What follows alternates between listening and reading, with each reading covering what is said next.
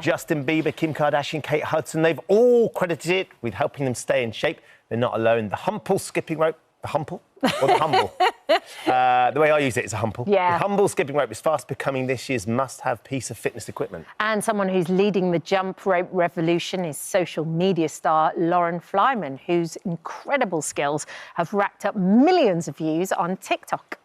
We try to take it slow, but we're still losing control. Don't stop the beat, I can't stop. Can't stop the beat, I won't stop.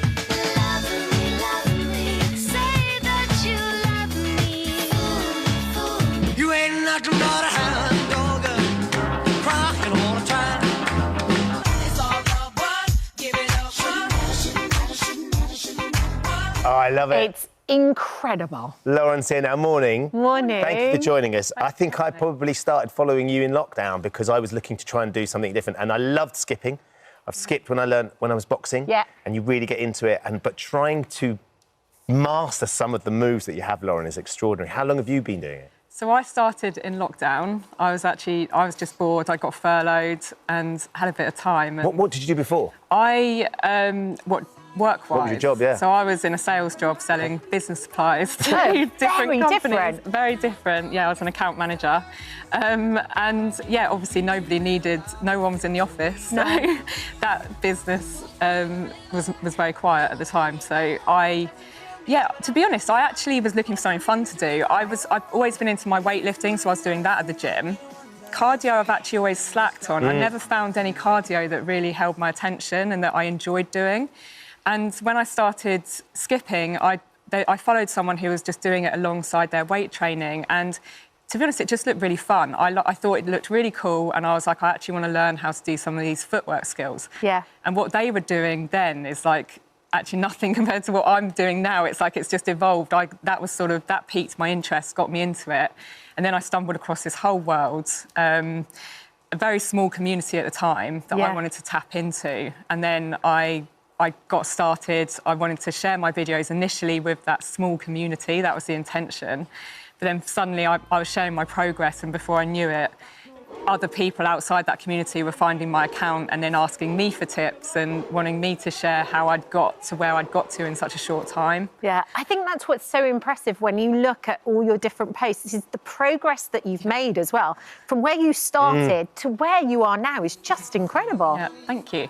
Well, yeah, it does seem almost impossible when you look at it like that. But the thing is, you just chip away, and it's amazing how just doing a little bit often it just, you chip away and everything is progressive. I think people make the mistake as well. They try and do something, they try and go from literally jumping the rope for the first time to doing a crossover, but actually there's little steps that you can make that actually break that skill down and make it quite simple. I mean, look at your feet. You move so fast with your hands. It's so coordinated. And then you do those things where you fling the rope away and you catch the rope and it's incredible. I think one of the things I love about skipping, like you said, is it's fun. And it reminds me of playing at school. Being a kid.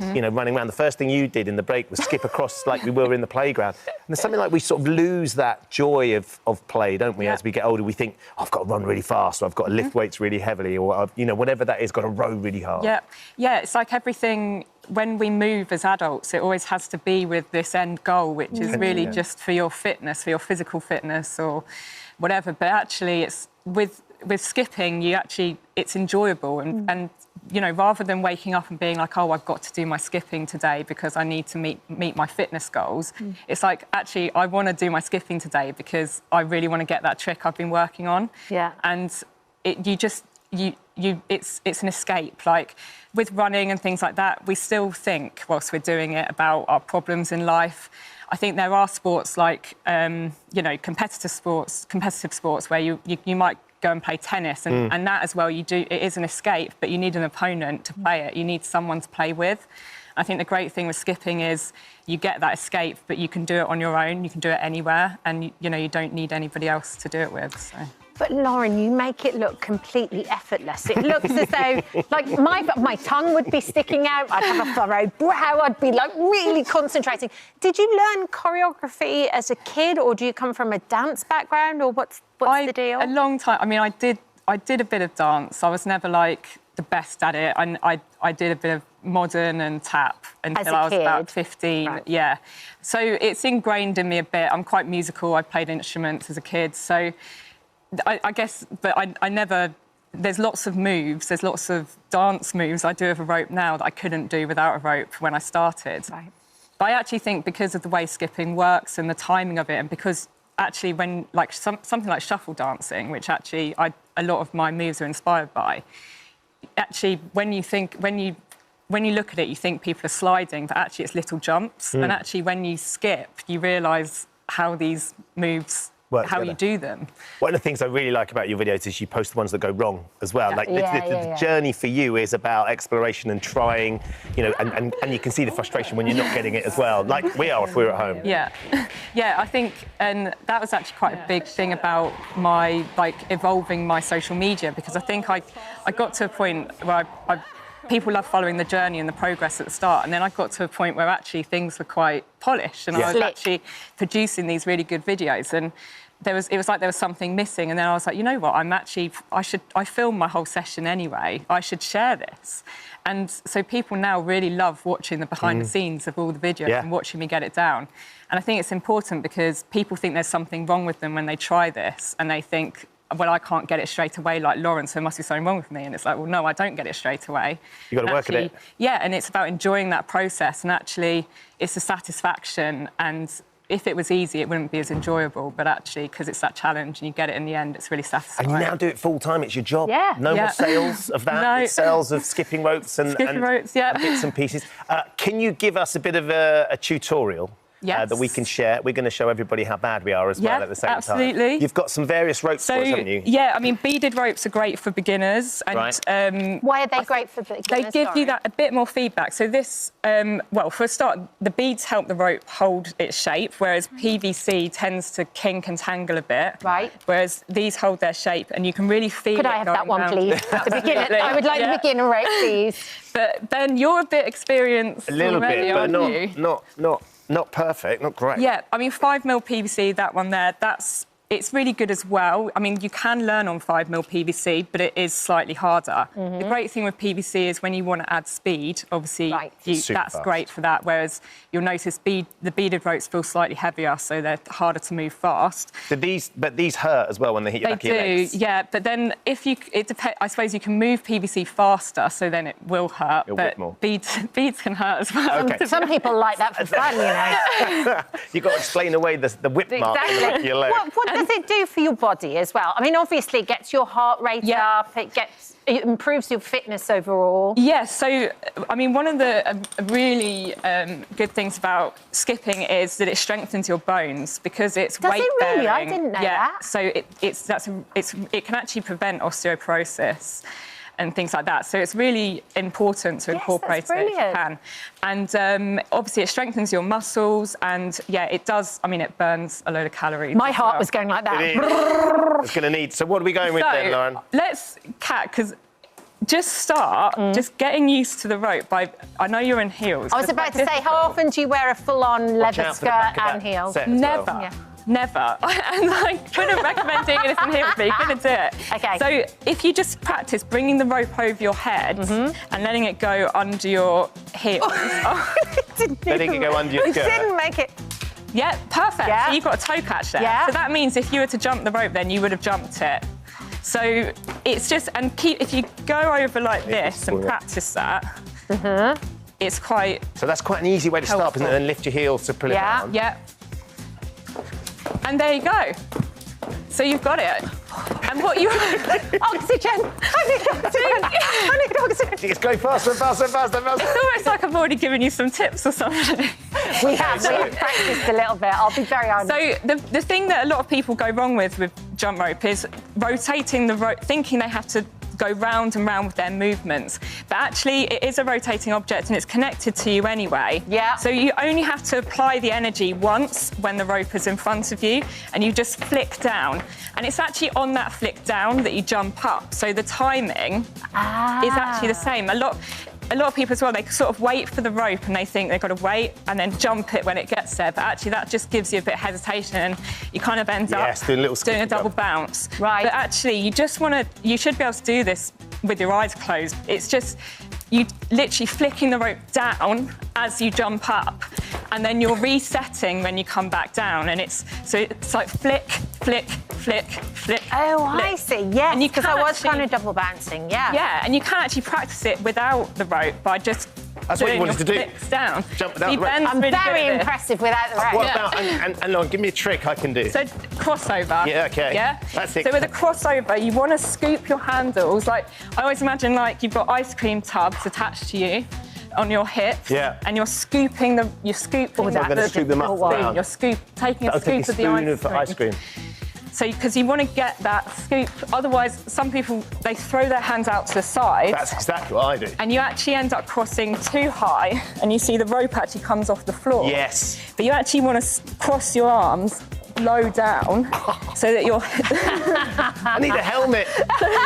It's not doing wonders for your quiff. My quiff's struggling. Yeah. And All right, Rob. then you said keep your arms like low and kind of Yeah. close to your body, right? Yeah, and you want to point the handles in front when the rope's in front of you, and then think about always pointing the handles where you want the rope to go at all times. So it's over your head. You're Oh, gonna I be- see. So you're kind of rotating your wrists as You well. are. I mean, Love you it. do, but you just need to really do that first one down, and then the rope will. If you keep your wrists floppy, the rope will take your hands over Brilliant. you. Thank you, Lauren. Will you film Yeah. some stuff for our social media too? And Yeah, do like a bit of a masterclass on it. That'd Yeah, be really I can helpful. do. Yeah. Look at him go. Look at him go. Look at him I'm go. not sure the facial expressions are going quite as cool as Lauren's.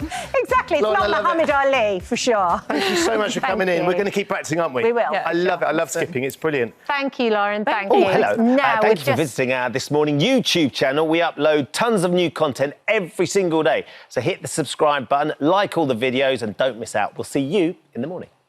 Today is someone who's been inspiring millions on social media. Yeah, after constant name calling and being picked on by other children, 10-year-old Jacob Whitmore lost all his confidence and even felt forced to quit his local football club. But then Jacob met fitness experts Harry and Joe Freeman, who changed his life by taking him on a fitness journey, which they've been sharing on social media. And I very much enjoyed it. Have a look at this. They've been calling me names because of my weight. It's making me feel sad, and sometimes it makes me feel mad at myself for being like it. And it's just not nice, and I've had enough of it now. Come on, come on. First week of my journey to getting fit and stronger, I'm gonna smash this. Pick it up, pick it up. What would your message be to people out there that have been getting bullied? Ignore the bullies and focus. Now with his mum, Georgie, alongside fitness expert Harry and Joe Freeman. Morning to all of you, and thank you for joining us. Jacob, what an inspiration you are, just seeing you on Instagram. I mean, how does it feel to be going viral, first of all? And secondly, how are you feeling in yourself? I mean, it's just like very like insane because I wasn't expecting it to like blow up this much. But it's just because I was just like watching the views just like keep creeping up. Did it? Yeah, and when it hit like its first like 100,000, I was like just lost for words. Well, you're probably wondering, why is everyone so interested in you? Take us back to before you started training. What was going on in your life? So, before training, I had like a very bad gaming habit, and I never used to leave my gaming chair, but now and then I just always used to eat like junk food, and I used to get picked on, but now I'm just like very different. What was the bullying like, Jacob? Because I think we love watching you because we can sort of relate to you, you know, and I've been there as a kid as well. I was a really overweight kid, and to watch you on your fitness journey has been so inspiring. But, you know, you get those bullies. What did they make you feel like? What did they used to say to you? They used to call me like fatty and tubby and just like other like mean fat words, and it just made me like feel like sad, and it just made me feel like disheartened as well. Do you think that's why you used to stay in and game a lot? Because you were on your own, you didn't want to face them? Yeah, I think it was. And the sad thing is, you love football, don't you? You absolutely adore football. But they always used to put you in goal, was that right? Yeah, they always used to just like put me in goal. Oh, and Georgie, I mean, it's every parent's nightmare, isn't it, to know that their child's being bullied. And what was it like for you? And he was coming home from school almost every day in tears because he got no one to play with, or they told him he couldn't play because he was too slow. Oh, mate. But it's horrible when you're a mom and you can't do anything. But in comes super granddad. Yep. Peter. Granddad to the rescue. Tell me what happened with Peter. What did Granddad do? He's obviously known Harry and Joe for a while because they've lived in the same village quite a while. He knew they were boxers. He's always liked boxing. He thought, that'll help. And Harry, you actually saw a bit yourself, like we all do when you were looking at your social media. You saw a bit yourself in Jacob, didn't you? When I was around 12, I've shown him the photos. When I was around 12 years of age, I was overweight. Yeah. I was very lazy. Yeah, he was a very lazy kid. All right. Throwing him under the bus there, But he liked all the bad food and stuff. We even used to call him the couch potato because he was like that lazy. I was lazy. Yeah. And this is your brother, Harry. my Yeah, brother's you telling can me tell. now, Yeah. We actually had a neighbour. I'm surprised he hasn't told you this, but I'll butt in. We had a neighbour, and I used to sneak off to her house and used to go and eat all the Twinkies. She was American. She had the Twinkies, the Hershey's, and you know, I know what it's like. Yeah. To when you just want to kind of eat, you know, all the sugary stuff. Yeah. And the sad thing is he actually left his football club as well. Yeah. I mean, that was our main goal for this whole thing, is to get him feeling more confident and get him back to playing football. OK, so you've been training for a month now? A month. Yeah, I mean, A month this Sunday, isn't we it? lose track of the time, but yeah, about a month, I think. And I just cannot believe from that video, mad, isn't Jacob, it? how different you look. Yeah. What do your sessions involve? What sort of activities do you do? So we usually do like little workout circuits that include like leg workouts, like core workouts, and it's just like all around just like exercises. And then at the end we do a little bit of boxing, and there's also a bit of running involved. What's your favourite bit to do? Because you look very good at the boxing. Yeah. What's your favourite? What do you like doing the most? The boxing part. Do you? Are you really good at it? Has he got the vibe, guys? Has he got it? Oh yeah, he's picked it up pretty fast.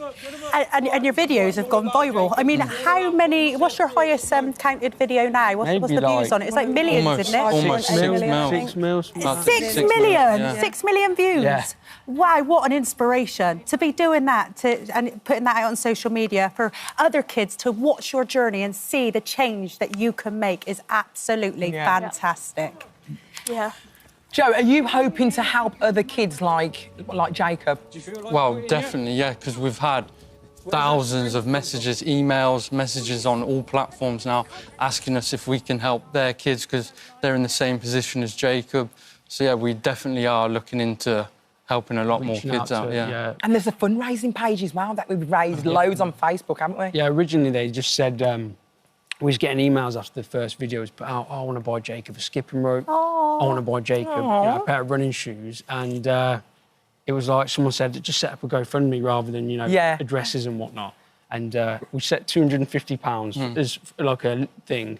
And I think it's probably at 10,000 now. Yeah. So you guys have 6 million views. You've gone absolutely viral. I've got to ask, how are you all finding your newfound fame? Are you getting recognised in places as well now, Yes. Jacob? Yeah. On the all train the down time. yesterday, didn't Yeah. we? Is it weird? Yeah. We've told him he's got to keep his feet on the ground. Got to keep his feet on the ground. The original plan was to get fit and healthy, and that's our goal. Besides all this stuff, that's the main focus. Well done, you guys. And as Thank I said, you. you're an inspiration to so many kids out there. Now, we know you've never been to London before, Jacob, so we wanted to surprise you with a little gift today. And what better way to see the capital than from above? That's very true. So we've spoken to our friends at the London Eye, because we know everyone. We've got our fingers in the pies. And they are actually celebrating their 25th birthday next week. And they've arranged for all of you, every single one of you, they've got a VIP ride on the London Eye attraction. So you're going to do that today. I've actually been on it. It's so much fun. You actually take a photo on there. You see Big Ben. You see absolutely everything. It's the best way to see London. How does that sound? Well, I'll say one thing. Go on. We set Jacob challenges, and one of the challenges was to face his fear of heights. So we took him rock climbing. Oh, no. So, which he did really well, and he got to where he needed to get on it. Do you know what? It goes so slow, and you're inside. It goes really, really slow, so you won't even notice it that high. Jacob, can I just ask you one thing before you go? If you had any message to any of the bullies out there or anybody being bullied, what would you say? To anybody being bullied, I would say to just, ignore them and just, do what you want and just don't let them get to you because They're doing it to like get a reaction, and it's best to just ignore them. Yeah, and has any of your bullies apologised to you? Not yet. Well, they need to. They need to, because look at you now. Yeah.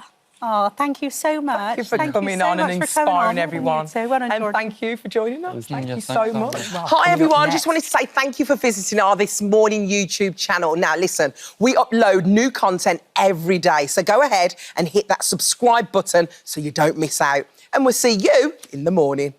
If you're scrolling on social media, you'll find it hard not to come across the Gaza twins. Yeah, the pair are famous for their skincare advice, beauty tips and fashion hauls, but there's one small thing that makes them stand out. They're only 8 years old.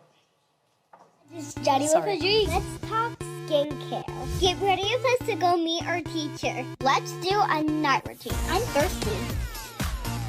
Refreshing. Next up, some blush. First, I'm gonna take off my eye patch. That's so smooth. My gosh, guys, I'm obsessed with my makeup. Look at that glow. Oh my gosh. OMG. Rub, scrub, dub. Well done. Nice and fresh. Gotta keep those wrinkles away. Go play outside. Okay. Wow, this was such a good idea. I know the lighting is so good out here. Thanks for the tip. So cute, guys. I'm obsessed.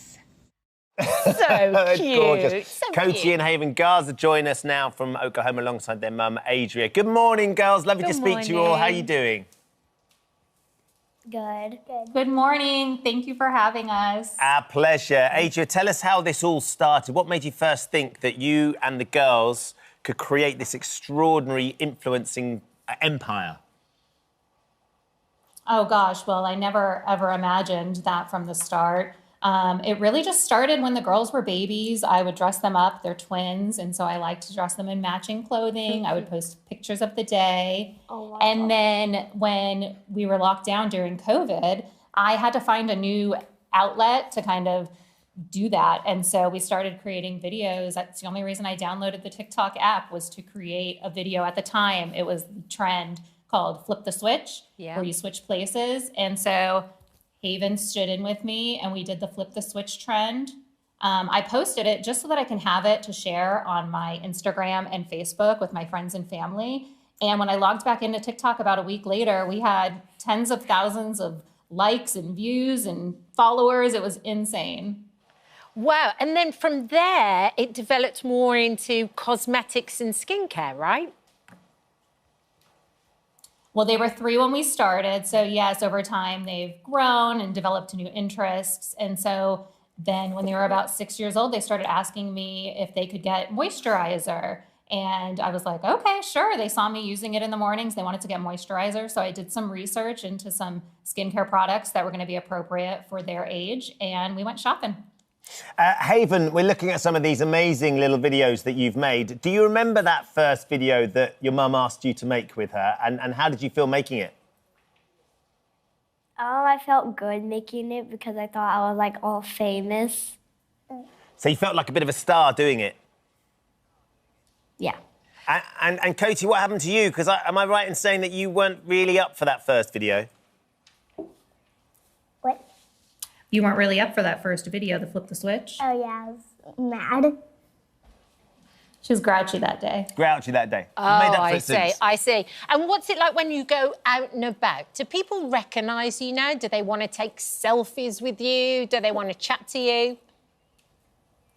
Yeah, like all the time when we just go out to public, they always just say, "Hey, can I have a picture?" And how does that make you feel? Makes me feels good because like I'm that influencer, and I'm just the one that they look up to. Yeah. Yeah. And Cody, what do your friends say about what you two are doing online?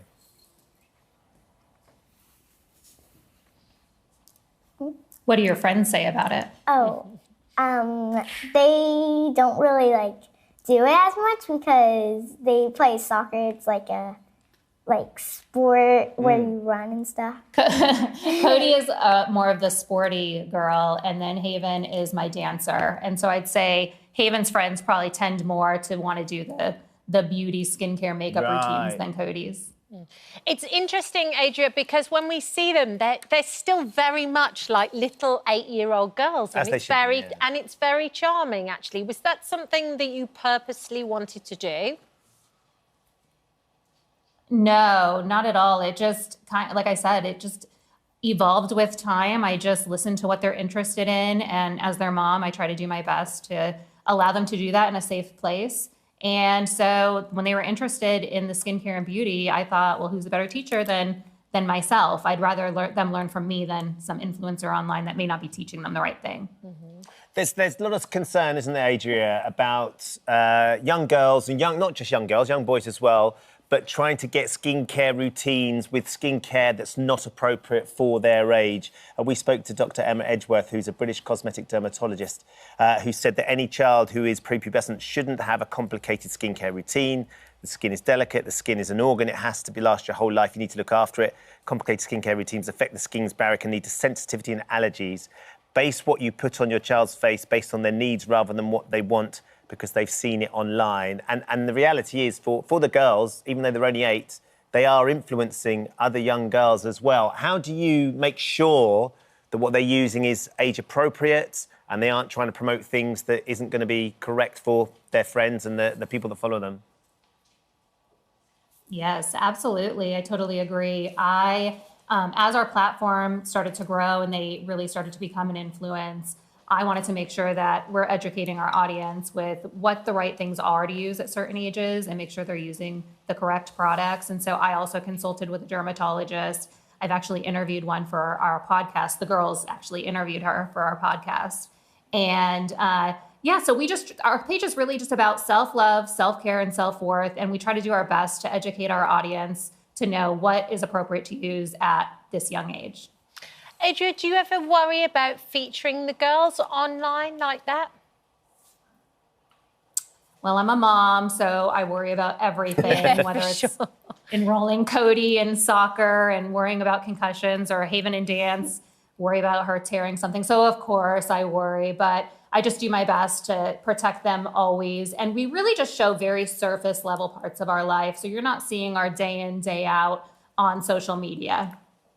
Well, look, we appreciate you getting up super early to speak to us this morning. I've loved watching the videos, girls. They're really, as Kat says, they're very charming and fun. Yeah. Really, really good fun We'll have to watch. send you some of our headbands. Yes, I feel like you need one of those. I feel like I'm missing a headband. Have you both got to go to school now? Because you've been up very early. What's the plan? They're going off to school. We're going to stop at Starbucks first, though. For a bit of a treat. There was a smile there from Cody. I love Lovely. that. Thank you all for joining us girls. this morning. It's lovely to meet you. Thank you so much for having us. Oh, hello. Take care. Thank you for visiting our This Morning YouTube channel. We upload tons of new content every single day. So hit the subscribe button, like all the videos, and don't miss out. We'll see you in the morning.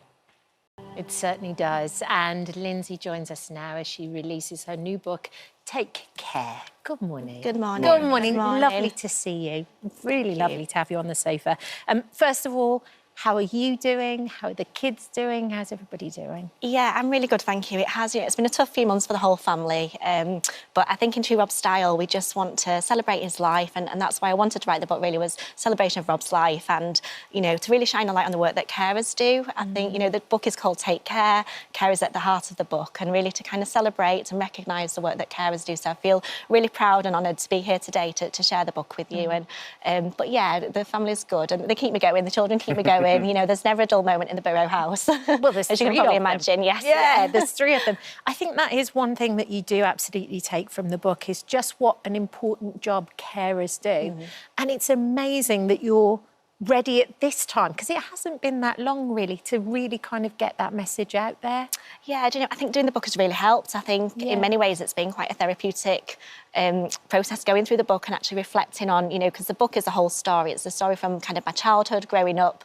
You know, both my dad and my grandparents were miners, so I grew up in kind of the miners' strike, and then obviously, you know, married life with Rob, having the family, insights into Rob's career, and then ultimately, you know, right up to the last days. So it's, you know, I hope the book will bring people hope and offer hope to people that are going through tough times or that have experienced loss. And, you know, ultimately that's what I wanted to do by sharing the story. his career was so well followed. We were just talking, it would be lovely for Jackson growing up, because he's the youngest, of course, because there's so much footage of his dad playing and achieving so many amazing moments.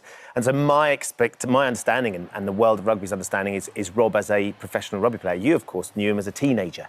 So you knew him before when these were just ideals. What was he like back then when you first met? You know, Rob was just the kindest, most generous, loving person that you could meet. You know, at the heart of it, he was a family man. He would, you know, rush home from training to be with the kids, to take them to playgroup. He'd be the only dad in the group. You know, the rest of them were with mums, but Rob was there. You know, he idolised the children, and he was such a family man. And I just feel so honoured to have been Rob's wife, you know. Although you made it hard for him when he Bring that up. when he proposed to you, because that feels like he's gone to quite extreme lengths to do this bit. Explain, Lindsay, what happened on the day. And... Oh, I was hoping he wasn't going to mention this, but now you have. Yeah, so we were in Euro Disney, and we were in the Rainforest Cafe, and Robert got down. He'd asked me what my ring size was prior to going on the holiday, and then he got down on one knee and asked me if he would marry, and I said, get up, you know, just I was, shy, I was embarrassed, you know, so I thought I'd blew it then. Because you didn't like the attention. No, I didn't like the attention. But fortunately, he did pluck up the courage and propose the next day in the hotel room, which By the way, as somebody who's had to do that in the past to someone else, it's a terrifying moment, even though Annie knew it was coming. If she turned around to me and said, get up, this is really embarrassing, I think I would have been distraught. Oh, but it's also that level of courage that he had when you found out about the diagnosis.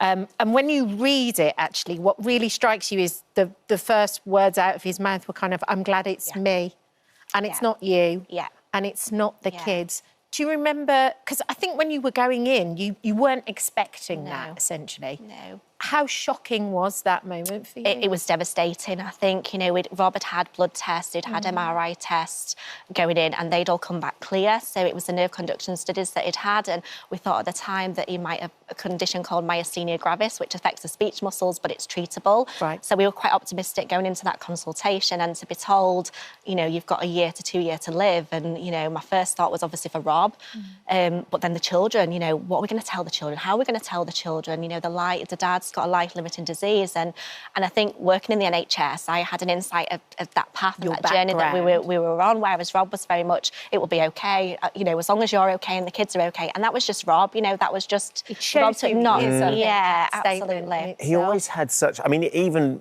if you look at his career, he shouldn't have been a professional rugby league player. He was the sort of person that gave me hope that I could, because he sort of bucked the trend. He always had that ambition and that positivity. Where did that come from, Lindsay? Do you know, I think he had adversity in his career. You know, he was constantly told he was too small, he was never going to make it as a rugby player.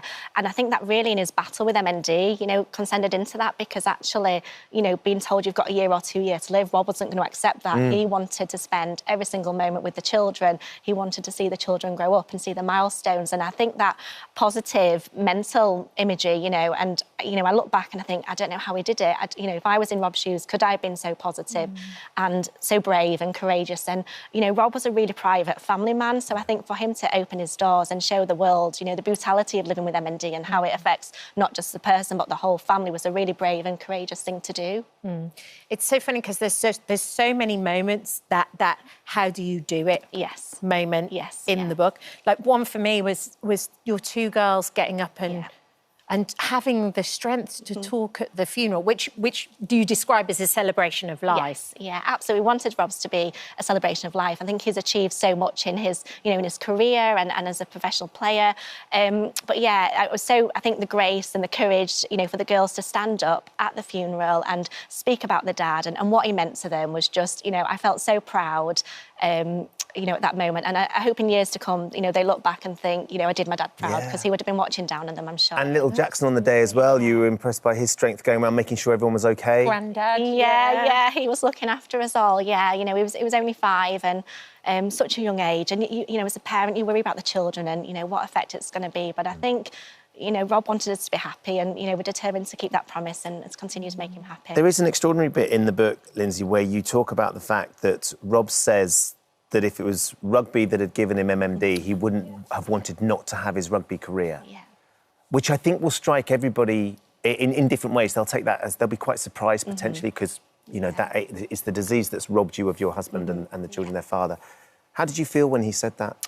really comforting, I think, because to know that Rob had achieved so much in his life, you know, he was in a good place. He'd travelled the world with rugby. He'd got brilliant friends, as we've seen with, you know, the friendship with Kevin Sinfield and just, you know, how that camaraderie and that rugby team had come together and the bond. And so I think, yeah, for me, that was really comforting. I think to know that Rob had achieved so much in his life, you know, absolutely devastated that you know, Rob's not here with us today.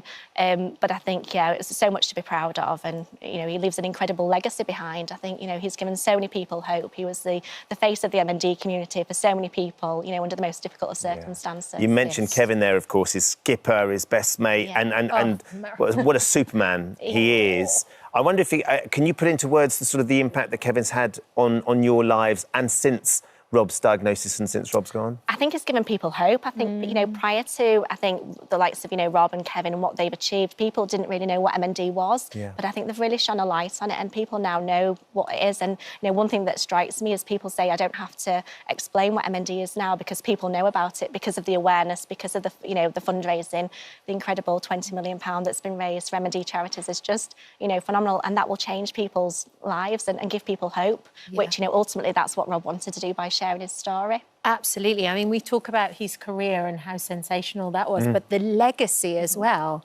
that he's left, you know, behind too. £20 million. And what's the future looking like? Yeah, so, you know, we take each day as it comes. And, you know, my priority is obviously the children and making sure that they're well looked after. But, you know, I want to continue to do my little bit. So I'm running 2 marathons. I'm running the London Marathon in April. Why is it always marathons? I know. And then the Rob Borough Leeds Marathon. So 2 marathons in 2 weeks. How's the training going? OK, yeah. The training's the difficult part, fitting everything in. But, yeah, no, it's a challenge. And, you know, I've set myself a goal and, you know, fundraising for 2 amazing charities, the Leeds Hospital Charity Appeal for the M&D Care Centre and the Leeds Rugby Foundation. So that's great.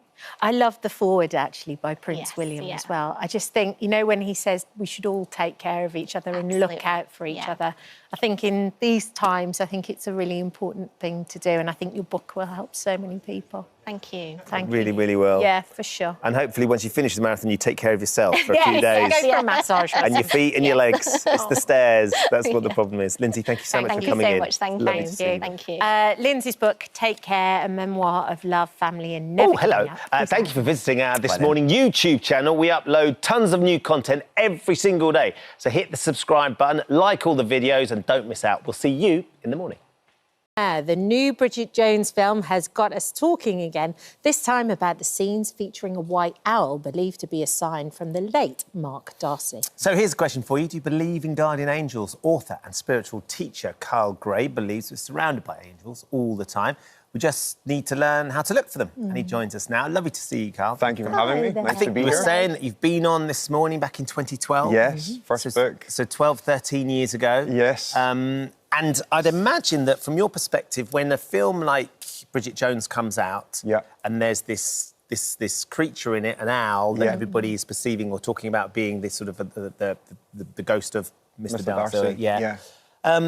That must be quite exciting to see that sort of being seen on... Yeah, I feel like it's just normalising the conversation. So many people believe they've had a personal encounter. It's around 8 million people in the UK. Is it really? Yeah, so it's a lot of people saying, you know, that they've been visited by an angel or a presence.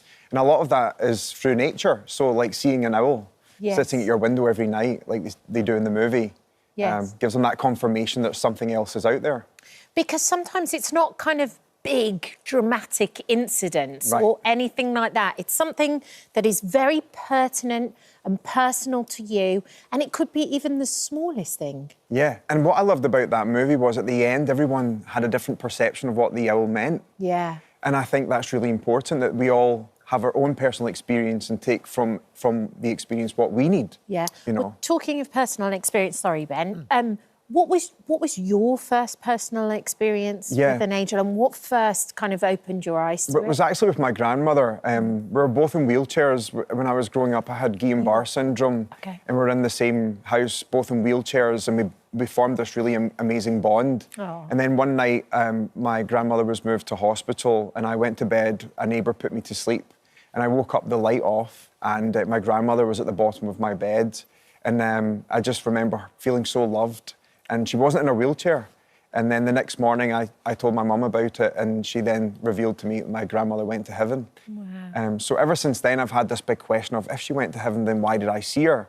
And lots of people just thought I was dreaming, but then over the years, I had lots of different encounters and experiences to feel like I wasn't alone and something else was out there.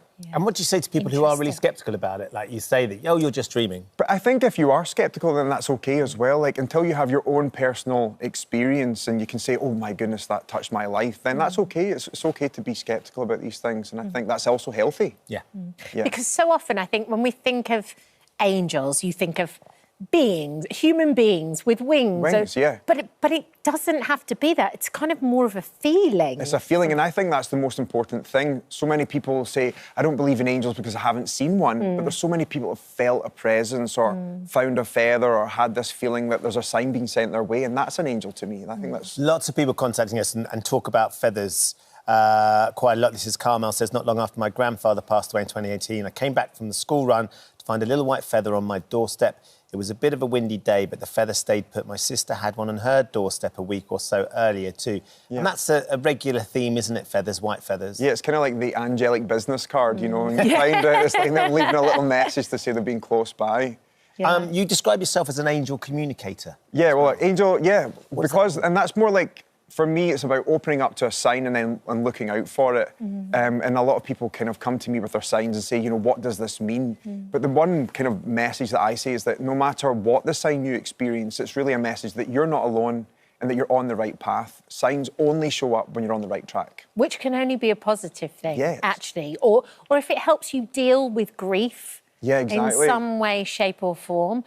What would be your advice to people, anybody sitting out there who wanted to open themselves up to it a Yeah, I little think bit it's more? just about either internally or out loud saying, I'm willing to have an experience, and if angels are real, thank you for sending me a sign. Right. You know, and just being open to that. And what I always say is, when you get a sign, you know it's a sign. There's a feeling that comes along with it, as you said. Yeah. It's a feeling of being comforted, reassured, or a sense of warmth that you're not alone. There might be people watching today that would be sort of kind of desperate for a sign or a sense that something else is happening out there. I mean, can you sort of manifest that happening? Is it, or do you have to sort of sit and let it hit you? I think there's people who kind of fish for signs as well. Like, every time you walk past the microwave, you're looking for it to say like 1111 on it or something like that. But I think when real signs happen, it's in a way that you couldn't have prepared for it. It's right in front of you and it's like, wow. Just after my mum passed away in November, I was driving down to jiu-jitsu, it's my hobby, and I was speaking away to my mother in the car, and then a car pulled out in front of me and it said Diane on the registration, which was my mother's name. So it was just kind of like, what was the chances of this like fancy, you know, car pulling in front of me with this? That had that number plate. Yeah, and it was just like, I couldn't help but want to pull my phone out and take a photo, you know? Wasn't there another incident with your mum as well? After she just died, you had like, she brought you up, didn't she? Yeah. Together. You guys were a single family, and you had a password. Yeah, so when she couldn't pick me up at school, she would send a neighbour to pick me up and they would say sausages, which was our password. So before Mum passed away, she said, do you remember the password? And I said, yes. She said, I'll send you that. And the day she passed away, the family friend who's a minister who actually said, I keep thinking about this story your mum told me about you when you were younger and all you would eat was these wee willy winky sausages. and she said it to me that night and I was like, she's like, why do I keep thinking about that? And I was like, because that was my mum's password. It was her way of telling me she's made it there safe. You mentioned people walking past microwave and looking for 1111. Yeah. There's something in the combination of numbers that people look at. Yeah, and that's another funny thing. We're on the flight here. The cabin crew came up to me and said, I've got your book. Oh, really? Yeah, and it was so cool. And inside I wrote 444, which is the angel number. And then she pulled out her necklace and it was 444 around her neck. So, like, people see numbers as a kind of way of, like, a sign that angels are with them. It's so funny because it could be coincidence, but it just seems so pertinent. Yeah, and it's kind of undeniable to me. I'm just, like, used to this happening all the time everywhere I go. OK, so if people want it to happen to them, what do they have to do? Yeah, I'm open to experiencing a sign. Thank you for revealing your presence, and then see what happens. And do you just kind of say that in your own head? head? Internally, you can do it when you're driving the car. You know, it doesn't have to be anything special or lighting any candles. Just internally, I'm willing to have an experience. Thank you for telling me you're there. Bridget has got in touch saying, a white dove comes to visit my windowsill every year on Christmas Eve. My dad died on Christmas Eve 30 years ago. Whoa. I know it might just be a coincidence, but it brings me comfort, which I think is what we've all said. And then Amanda says, a couple of weeks after I lost my mum, a little radio I brought back from my house switched itself on, and there was a big feather on top of my bag that appeared from nowhere. Yeah. So similarly, it could be a coincidence, but it was a sign for Amanda. We can't deny other people's experience. That's the most important thing. And if it brings them comfort, I think it's good no matter what. Angels Are With You Now is by Kyle Gray. Thank It's you. out now. Thank you. Lovely. Very nice. Thank you for visiting our This Morning YouTube channel. We upload new content every day, so go ahead and hit that subscribe button so you don't miss out, and we'll see you in the morning. First, over the past few months, we've met many people who've seen life-changing results from weight loss jabs, but could we just be scratching the surface when it comes to its possible benefits? Yeah, Rachel Cooper, who joins us now, started taking the jabs last March. Not only has she lost 5 stone, but she says her alcohol cravings that she experienced all her adult life have disappeared too. So could the weight loss drug help fight addiction in the future? Rachel is here now alongside psychiatrist and addiction specialist, Dr. David McLaughlin. Good morning to you. Morning. Dave. Good morning. Hiya. So Rachel, let's start with you first of all. Tell me about life pre-jab. What was it like for you?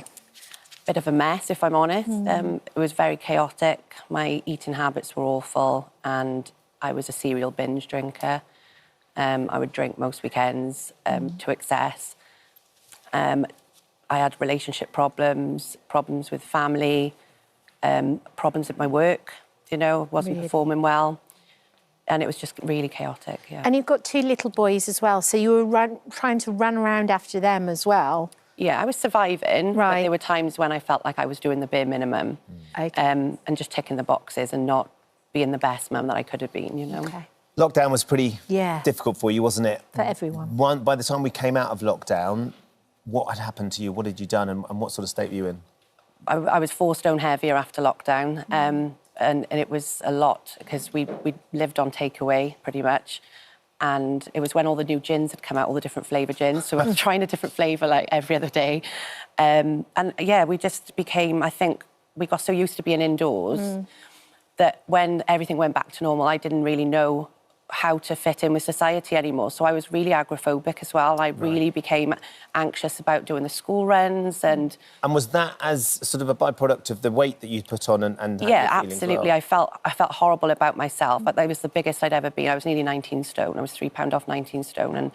And I didn't want anybody to see me.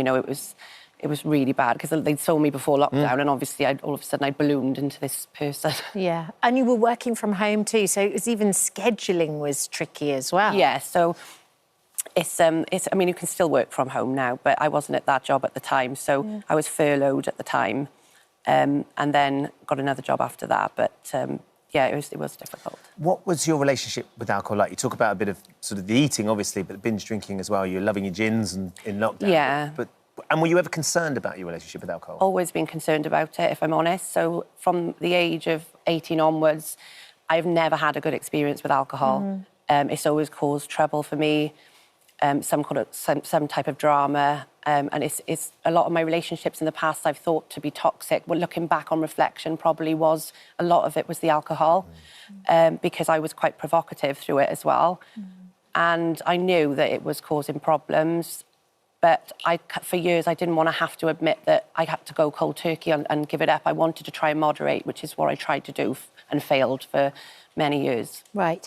So originally, you went on to the weight loss jabs for your weight, essentially. Yeah. What was the catalyst for that for you? Had you tried other things and it didn't work? Or were you just kind of like, well, maybe if I get this bit in control? Yeah, that was kind of the thought process because I couldn't afford a gastric sleeve and I thought this is something that I can afford now. I tried Slimming World and all these other different diets and calorie counting, etc. But I did think, with the gastric ban, I'd have to have saved for a little while. But with this, I could afford it out of my monthly wages. And I thought it would make me at least feel better about myself.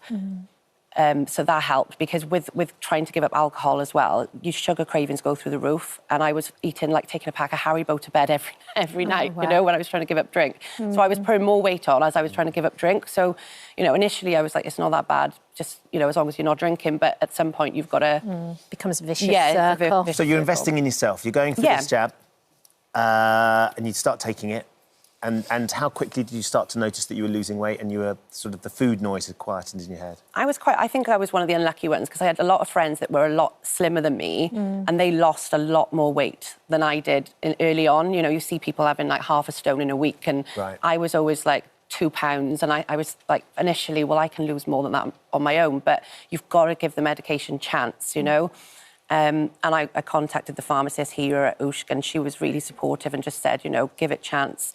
And, you know, when I went up to the higher doses then, that's when I started to notice it. It was from 5 milligrams onwards then. Right. So first of all, you noticed the weight. Yeah. And that must have been a great moment for you because as you start to see that, you kind of start to gain back control too.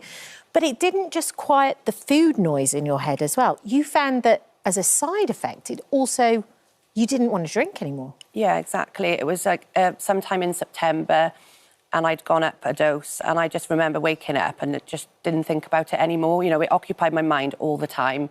And even if my boyfriend was having a drink, I'd, you know, give him evils because I would feel like I would, you know, I was begrudging him because I couldn't do it. But now I can be around people that are drinking and it doesn't bother me. Like I don't actually want to drink anymore. It makes the thought of drinking makes me physically sick and it doesn't occupy my mind, which it used to, in the same way that food would, you know? Like nagging almost. Absolutely. You've lost 5 stone, but maybe crucially, part of your life that you never thought you could get under control has been satiated. When was the last time you had a drink? 6th of September last year, so...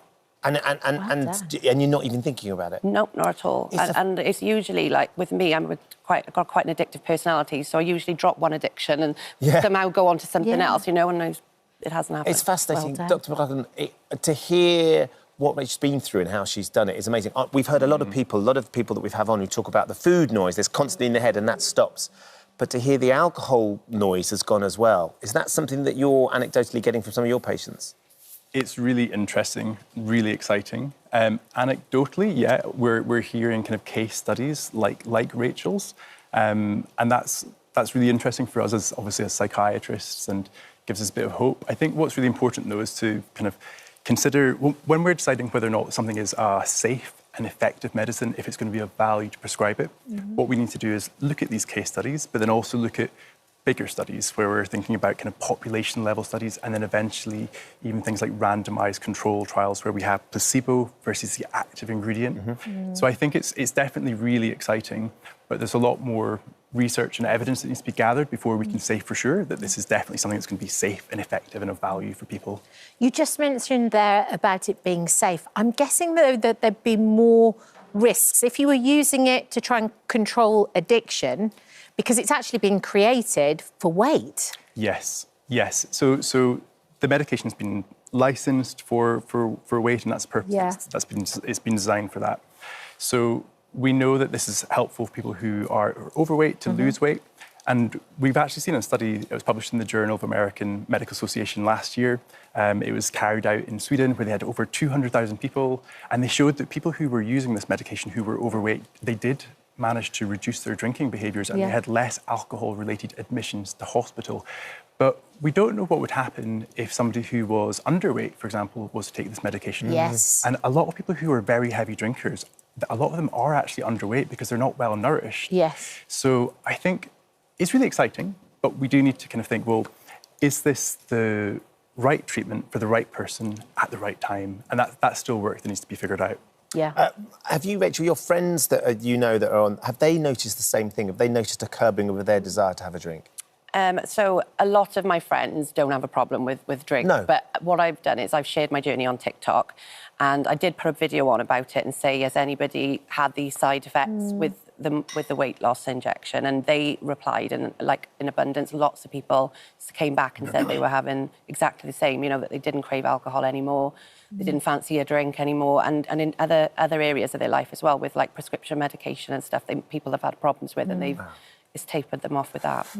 Is there a part of you? I mean, it's amazing. You look fabulous. You really do. You can see. They're off bench shepherd. Take it and play it back on those days But when you're not but in terms of the future, what are your thoughts about how you're going to go on? Because it's something you can't. I assume you don't want to be on the jabs forever. You'd like to sort of move on beyond that.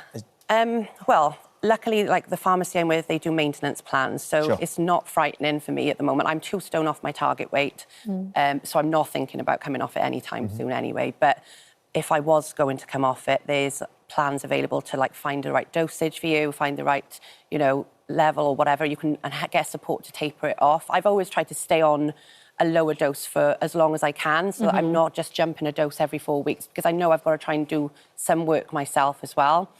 But yeah, long term, I'm going to try and stay on it for as long as I can, if I'm honest, because you can be on this medication for life. That's the thing a lot of people don't realise. You know, you can actually be on it for life under the right pharmacist and, you know, as long as you're getting medical advice. Dr. David, if anybody is struggling with addiction, obviously we know that we need to find out loads more about this drug and more research needs to be done. What should people do right now if they're struggling? I think definitely speak to your GP. That's always a really good place to start. The government's innovation and research body, Innovate UK, have funded a programme very much for people like Rachel, called curb.health, and you can download the app for free on their website, curb.health. Also, charities like Alcohol Change UK are a brilliant place to start. Or finding other people who are also going on their sober journey, finding your community. There's a great online community, but they also do in-person events called Sober Girls Society that are incredible. That also is, I guess, a really good place to kind of meet other like-minded people. Yes. Find your tribe, get involved. Yeah, exactly. Monjaro have said to us that it's only authorised for the treatment of type 2 diabetes and weight management in the UK. The medicine should not be prescribed or used outside of its purpose. They are working to understand the potential of other incretin-based therapies to address a broader range of conditions. I wonder how your boys have reacted to Mum now. Have they they're watching today, so hi guys. They'll be really proud. They've got a different mum, you know, they have. And I don't have any mum guilt anymore. You know, we're constantly on the go, constantly doing things. And I'm just more present now, you know, and just able to enjoy life without all of that going on behind me. So that's great. It's incredibly positive, Well Rachel. done. Thank you. Thanks, Rachel. David. David. Nice Thank to see you. If you've been affected by anything that we've been discussing, there's plenty of support on our This Morning app and, of course, on the ITV Thank you for visiting our This Morning YouTube channel. We upload new content every day, so go ahead and hit that subscribe button so you don't miss out. And we'll see you in the morning. Just months on from the tragedy, we're joined today by Simone's mum, Sue White, and one of the friends who was with Simone in Laos, Bethany Clark. Good morning, ladies. Good morning. Thank you so much for joining us this morning. We really understand how difficult it is for both of you. Bethany, can I start with you? You knew Simone basically all your life. From the age of 4, you met each other at primary school, right? Yeah, it's been such a long time. Yeah, and it's been a great loss to everyone. And you were best friends throughout your life? Yeah, the whole time. So we actually went to different secondary schools, but Simone just kept us in touch, arranged all the plans. She sounds like she was an amazing friend. She was. And a wonderful daughter. So tell us a little bit about her. Yeah, I mean, she was just vibrant, really. She loved life, very extrovert. You know, she worked hard, played hard, great kind of social person. It's just a tragic loss, really. Before the trip, she was in a really good place in her life. What was going on? Absolutely. So she'd qualified as a lawyer in August 2023. She just bought her own flat last April. You know, had a tremendous social life. Very sporty, very musical. So she literally had everything going for her. Wow. Yeah. And Bethany, you travelled before together, right? You've been to different places. Yeah. Where had you been together before? In 2017, we did a massive trip for 6 weeks. We did China, Hong Kong, Vietnam, Thailand. And then we actually went back to Thailand again. And we also did Bali, Australia, and then loads of places in Europe as well. So you were very kind of experienced travellers. It wasn't like you were completely naive or anything like that. Tell us about the trip before you went to Laos. So we met up in Cambodia. Yeah. And then we went on to Laos, and then we were planning to do a bit more travelling through Cambodia. Mm-hmm. And in terms of that experience, you know, what was, because I know that she was very busy, as Sue was just describing. She was flying, she was working.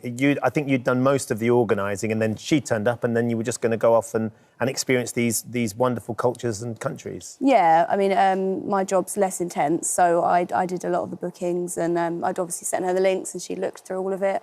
And yeah, it was supposed to be the ideal holiday. Tell us a little bit about what it was in Laos and what the whole experience is, because it is a well-trodden traveller's route, isn't it? Yeah. So we went into Vientiane, we stayed there for one night, and then went on to Vang Vieng, which is where it happened. So we did the tubing, which is where you go on the rubber ring, and you float down the river. It's kind of like a pub crawl, isn't it? Yeah. On a rubber ring from various spots. But there's loads of you doing it. It's not a small group. There's 50, 60, 70 people all together having a great time. So many people. So we'd had a really good time doing that. And then we went back to the hostel, which is where everything happened. And so tell us what happened next. So at 8 o'clock or 8:15, we went down to take part in the happy hour. Yeah. So I think we had around 5 to 6 drinks, which we were mixing with Sprite. Right. So it was shots, either vodka or whiskey. And yeah, we, as I say, we just mixed the drinks and yeah. Did you taste any different? Did you smell any different? Was there anything that made you suspicious the minute you kind of started to drink them? Not really, but I suppose when you think back.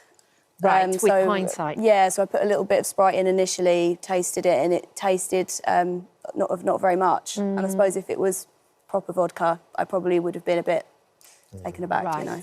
This Backpackers, Nana's Backpackers, was notorious for this happy hour, wasn't it? It was well known on the travellers' circuit that for those couple of hours they gave away free shots. Yeah, I mean, it wasn't why I booked it, to be honest, but we just realised when we were there that was available. And and people had done it for years, and it was something they'd done, so you had no reason to suspect that there would be something wrong with the alcohol that you were being given for free over this period. When did you realise that actually something was wrong? It wasn't just a hangover that perhaps you had the next day.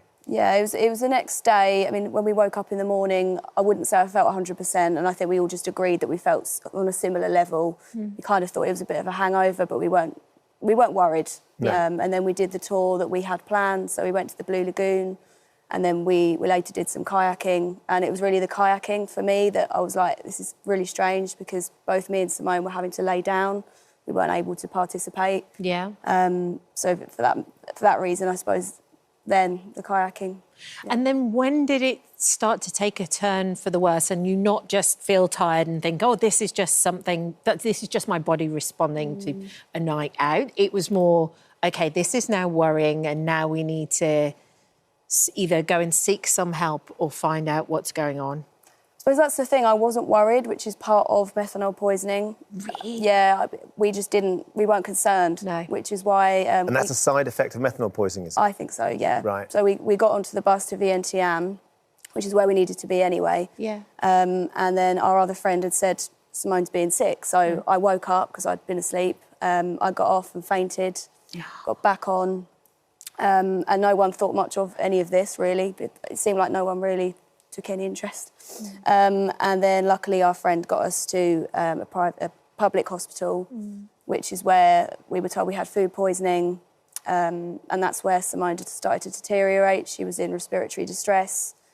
She was then moved into a separate part of the hospital, and yeah, I think that's really when her brain was started to be affected then. When did you realise, you think, Bethany, that it wasn't just food poisoning, it wasn't just a hangover?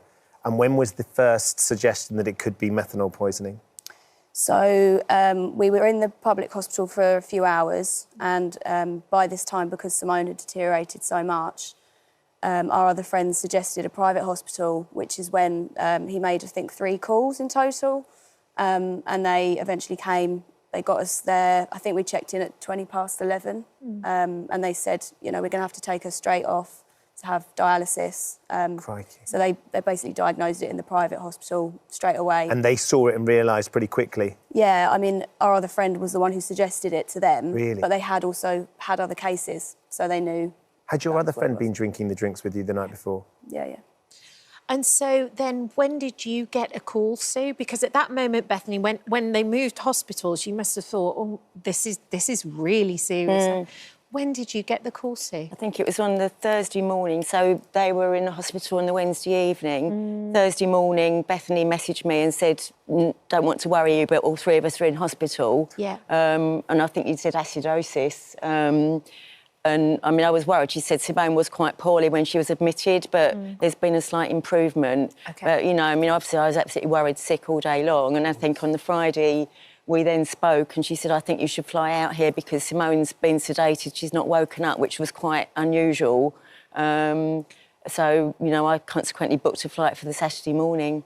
But then on the Friday night, you know, I'd gone to bed and then got a phone call at 2 o'clock in the morning from, well, Bethany and the doctor at the hospital just saying you need to give consent for brain surgery or, you know, Simone's not going to make it. So medically, what had happened to her at that point? I think she just got a bleed on the brain, hadn't she, caused by the methanol poisoning. So she was in respiratory failure, which is why she went onto the ventilator. Right. And then at this point, they suggested doing brain surgery to release the pressure and the swelling on the brain. And she'd had several seizures, hadn't she, by that they point told as me well. it was one initially, but I think it was 4 or 5 in the end, Yeah. And then the brain surgery caused a bleed on the brain. God, so I And can't the imagine. other side of the And brain, the other too. side, Yeah, exactly. And so when it caused the bleed on the other side of the brain, then what happened next? What did the doctors say to you? I mean, she came out of the brain surgery, or, you know, that took sort of 4 or 5 hours. And then at the end, the doctor said, unfortunately, it wasn't as successful as I hoped. He said, we'll do a CT scan in about an hour's time. And once that had taken place, he kind of said, there's no hope, you know. He said, we can't operate any further. And I think at that stage he had 5% brain power left. Oh, and so it was just a question of time, really. Can't imagine how painful that must Oh, it was have just been for you. absolutely excruciating. It was just, just dreadful, absolutely dreadful. And so much will be going through your mind as to what you could have done, what Bethany, I'm sure you were feeling the same way. And yet, at the heart of this is the reality that somebody had put methanol into those drinks. Exactly. That had poisoned not just you, but all these other backpackers as well. Exactly, exactly. What did the police say? What have they said about the scenario? Well, they're looking into it. They've detained 11 people. From the hostel, employees from the hostel. And as all we know is that the investigation over there is still ongoing. Carrying, you know, nothing No one's moves. been charged? No. But the hostel's been closed down, hasn't it? Yes, that's permanently closed. Right. But yeah, there's just no update on the police investigation at all. You know, could take months and months, we believe. It must be heartbreaking, obviously, but to understand, Bethany, that no one has been held responsible for what's happened, not just to your great friend, but these other backpackers that lost their lives as well. Yeah, we just hope that they will come to a conclusion on it soon. And someone held responsible. Yeah. And of course, Sue, wanting to come and talk about it, is it about sharing the experience that you've all been through? Because the traveller's route, kids will finish school, they'll finish university. Your boys went travelling. They will go travelling. Yeah, absolutely. And it's about arming them with the knowledge that these things are out there. Absolutely. You know, and as you say, she was such an experienced traveller. It's not like she was naive and, you know, I mean, for it to happen to her, it could literally happen to anybody. Yes. You know, so, yeah, we just need to sort of create the awareness, really. Yes. You know, and be obviously extremely wary when you go to these countries. Yeah. And people don't think it's going to happen to them. No. So it's always drink things that are sealed, those kind of things. Ideally beer, probably. Yeah. Just safer Yeah, to sealed stick with that. bottles. Sealed bottles. Yeah. Yeah. We've got a right of reply from the Foreign Commonwealth and Development Office. They say, we are supporting the family of a British woman who has died in Laos and we are in contact with the local authorities. Yeah, we tried to contact the local authorities, we haven't heard back. No. I wonder, Sue, how you remember her and how you will always like to remember your daughter. Yeah, I mean, we will always remember her as like a happy, vibrant, extrovert person. You know, I mean, she just crammed so much into her 28 years. It was just absolutely unbelievable. So for that, we're very thankful. But, yeah, it's. You don't want anyone to go through what you've been through. No, absolutely not. You know, I mean, she'd have been fuming if she knew that her life was going to be cut short. She just had so many plans for the future. It's just absolutely tragic. And she would have, you know, in the other respect, she would have wanted us to carry on as well and not be sad for the rest of our lives. You know, she would have hated to think that obviously we are very, very sad about it, but she would have wanted us to carry on. Do you think, Bethany, it's going to curtail your sense of adventure and travelling as well? Yeah, I think I've finished with Southeast Asia now. Yeah. I can understand why. Must have been so frightening to be in a different place and not speak the language, and it must have been so frightening. Just so paranoid, to be honest. And when Sue came, we were just so glad. I mean, like you say, it was the language barrier in the hospital. Frightening. You know, Frightening at those critical moments. Exactly, yeah. I mean, the doctors didn't really speak very good English, did they? And it was very difficult to communicate. Of course. Very difficult. Of Well, thank you for being so brave and coming on the show today. Thank you very much for coming on. Thank you. Thanks. Thank you for visiting our This Morning YouTube channel. We upload new content every day, so go ahead and hit that subscribe button so you don't miss out, and we'll see you in the morning. It's time now to meet the couple who literally live by the saying, one man's trash is another man's treasure. Yeah, Amir Jardin and Ruth Moore from Dorset spend up to 9 hours a week rifling through their local bins. They've managed to furnish their entire house with everything from tables, chairs, rugs and even hoovers, Kathy. We can go live now to Amir and Ruth. Good morning, guys. Good morning. Thank you so much for joining us on the show today. Good morning. Good morning. Hello. Hello. First of all, can you tell me, I know it was about 3 years ago, I think, when you first started doing it. I hadn't heard of this term before, but dumpster diving. How did you get into it? Yeah. Oh, well, we just decided to watch some YouTube one night and we saw a guy and we had a few friends that did it up north. And we heard about it and we decided to go and do it ourselves one night. And we just found so much, honestly. It was crazy. The first dive was insane. We found so much. We're just looking at some footage of the two of you sort of going through the bins. Now, obviously, when you come out with the treasure, it's wonderful, but there's some other sort of messy stuff in there as well. Were you put off at all, Ruth, by the idea that there would be bin juice and things like that in there? Well, there is. Bin juice. It depends really, because we go through like retail store bins. There's not too much rubbish and things. We don't go through like ones on the street. It's just mainly retail stores. So everything's brand new. So it's pretty great. Okay, and you said, first of all, when we were talking there, you said you went and did it at night. Is it legal or illegal what you're doing? It's, to be honest, it's legal. It's a bit of a grey area. It's a bit of a grey area. If it's locked gates, for instance, if they're locked, then, yeah, it's breaking and entering. But if it's an open to the public walkway and stuff like that, it's OK to go in. If they tell you to leave and stuff, then we usually just say, yeah, that's fine. But we try not to have a conflict with anyone. But we've actually built up quite a nice relationship with a lot of them. And they just say, yeah, here you go, we've got a few things, take them. But they're literally brand new stuff, you know, that they don't put in the shop anymore. It's ex-display. It could just be from like a broken box and the actual item's good, but they've just thrown it away because they can't sell it. And it's just such a shame because it'll go to landfill and it's just such a waste of things that can be used. Yeah, undoubtedly what you're doing environmentally with some of the stuff that we can see you picking up there, Ruth, is really great for the environment. Can I ask about food as well, though, because you do get some of your food from the bins that you go through as well, don't you? It depends. If there's like bread that's not even out of date, a lot of stores will just pop it out because it's going out the next day or something. So we just freeze it, or if there's tins and things. But yeah, if it's not out of date or it's fine, then we would. There was a huge chocolate haul. There was like Cadbury's Dime Bars that were like just 5 days best before date, and they last for months. And there was about 100 of them.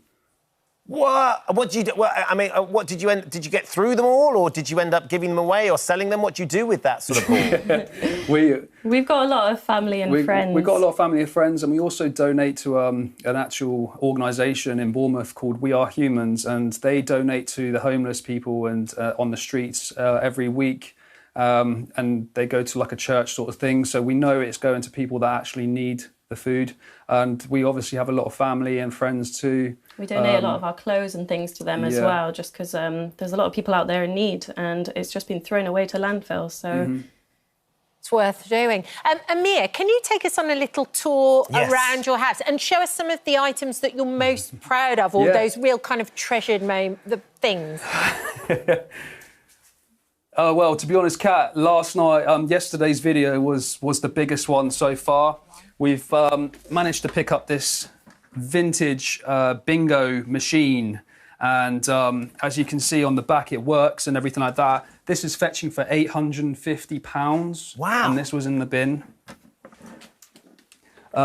We've also got iPads. We find loads of iPads. I fixed them up and reuse them.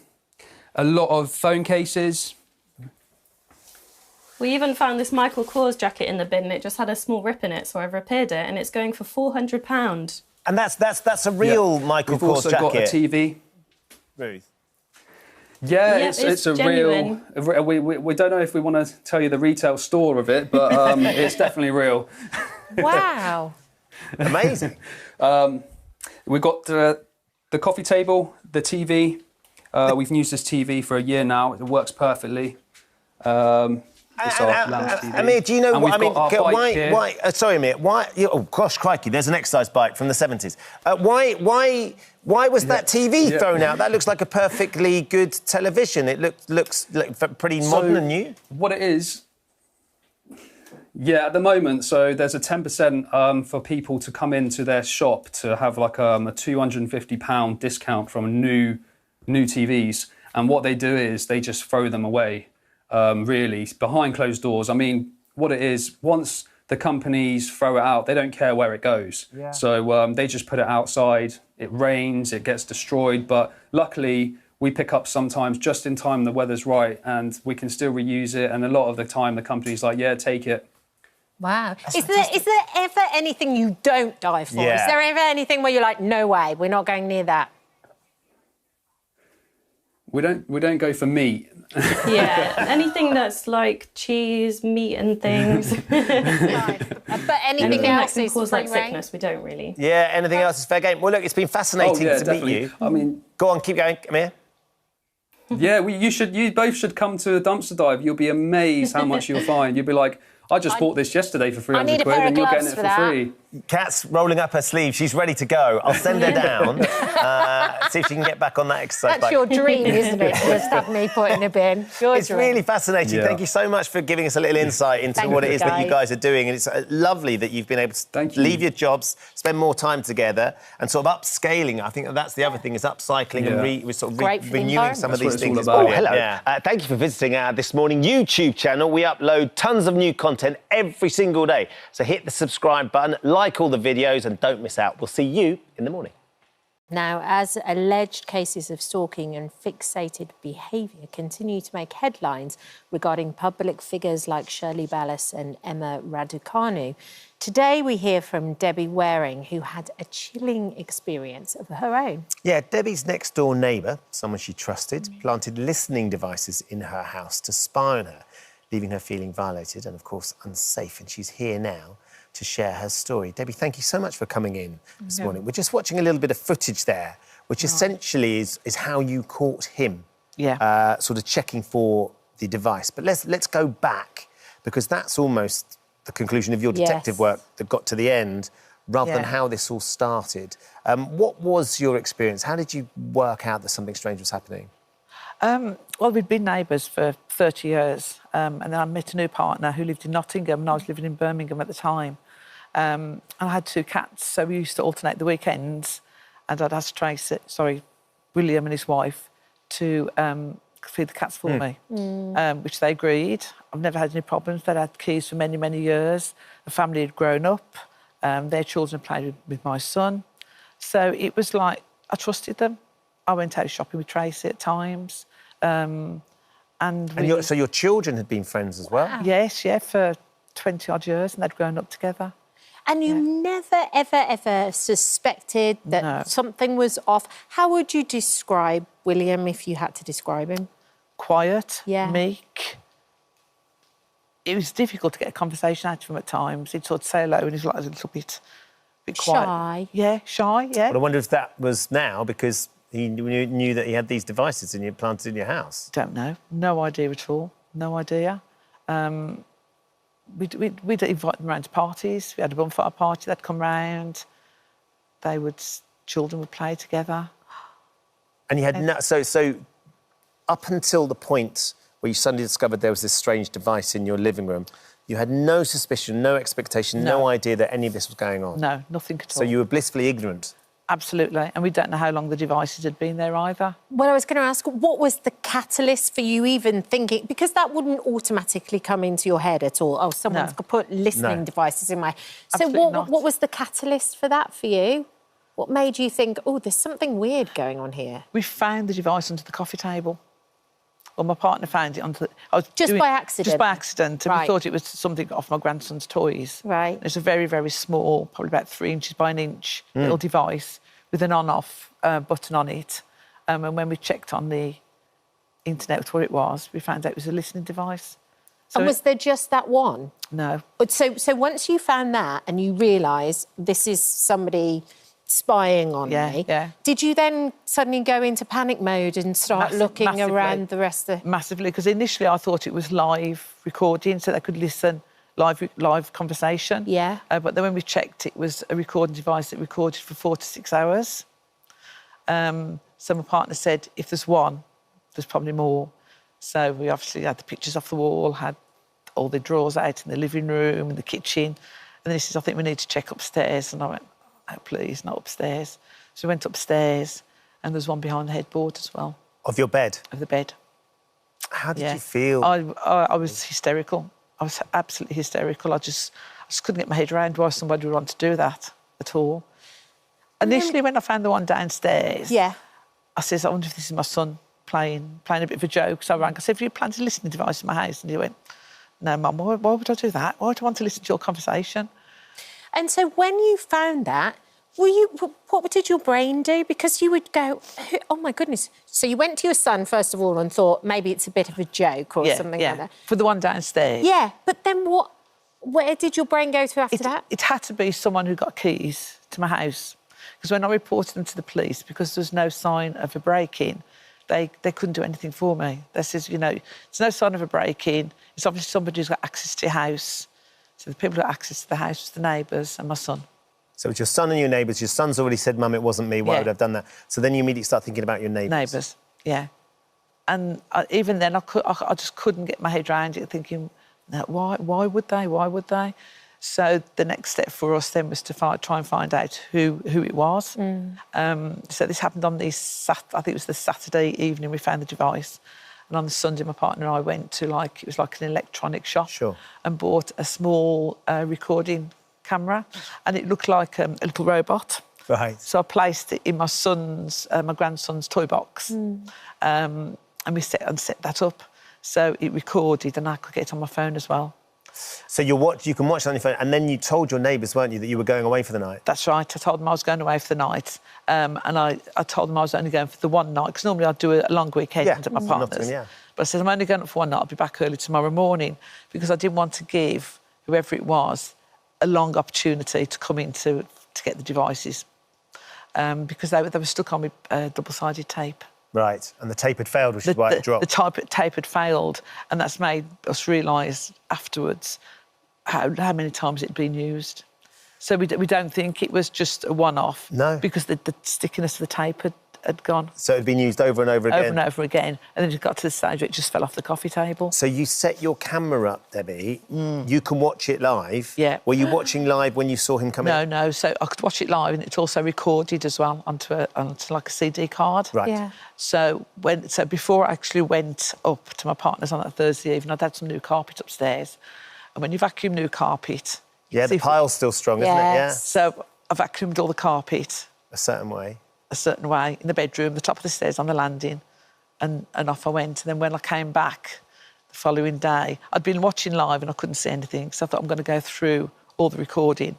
And within 25 minutes of leaving the house, William had come into the house. So what's this moment like then, Debbie, when you suddenly see your neighbour come in checking for the device, and then I assume panicking because it's not there. Because it's not there. My initial device is busted. That's what I said, it's busted, I noticed. Rang my son, rang my partner, and told both of them who it was. My partner was obviously up in Nottingham, so he couldn't come down, but my son came round. So we said, I'm going to have to go and confront him. So we went round, and he opened the door. And we said, what are these? Don't know what you're talking about, they're not ours. Just denied it? Completely denied it. And I said, I've got footage of you in my house looking for these devices. No. And his wife said, maybe he was looking for the cats. And so then what happened next? Did you take it to the police? What could they do? Anything? I took it to the police, but before I took them to the police, I actually connected them to a laptop. Mm-hmm. And when you connect them to a laptop, you can actually get the conversations off. And there was a conversation on there between William, his wife, and his granddaughter. So that was the proof that they belonged to them. On the listening device? Because there was always that question, well, even though he's actually in the house, how do you know that's what he's looking for? You know, those questions were asked. But the fact that we got conversations off them... you could prove it was them? Could prove it was them. So he ended up being found guilty? He did. He initially denied it. This happened in the November. He was arrested in the December. He went to normal court, I think, around about April time, but then it went to Crown Court in the May, and he was convicted for 15 weeks. Did you ever understand, did he ever explain why he did it? No, never found out why. I don't know whether he admitted to his wife. I don't know whether he admitted to the police. I still don't know to this day whether there were any more devices. Because I moved. Yeah. I just felt I couldn't live there any longer. I mean, I was probably going to move up to Nottingham anyway. Sure. But it just pushed me on. I felt uncomfortable in my house. I was always looking out my window if I wanted to go out. Are they outside? Or I can't go out yet. Yeah. I didn't like putting my washing outside. It's unnerving, because it's isn't it? unnerving, yeah. Yeah. And then there was the footprints either side of the bed as well. Yeah. That we got. It'd been upstairs in the bedroom. Well, look, Debbie did an incredible job to track him down. Yeah, well done. That guilt. Oh, hello. Thank you for visiting our This Morning YouTube channel. We upload tons of new content every single day. So hit the subscribe button, like all the videos, and don't miss out. We'll see you in the morning.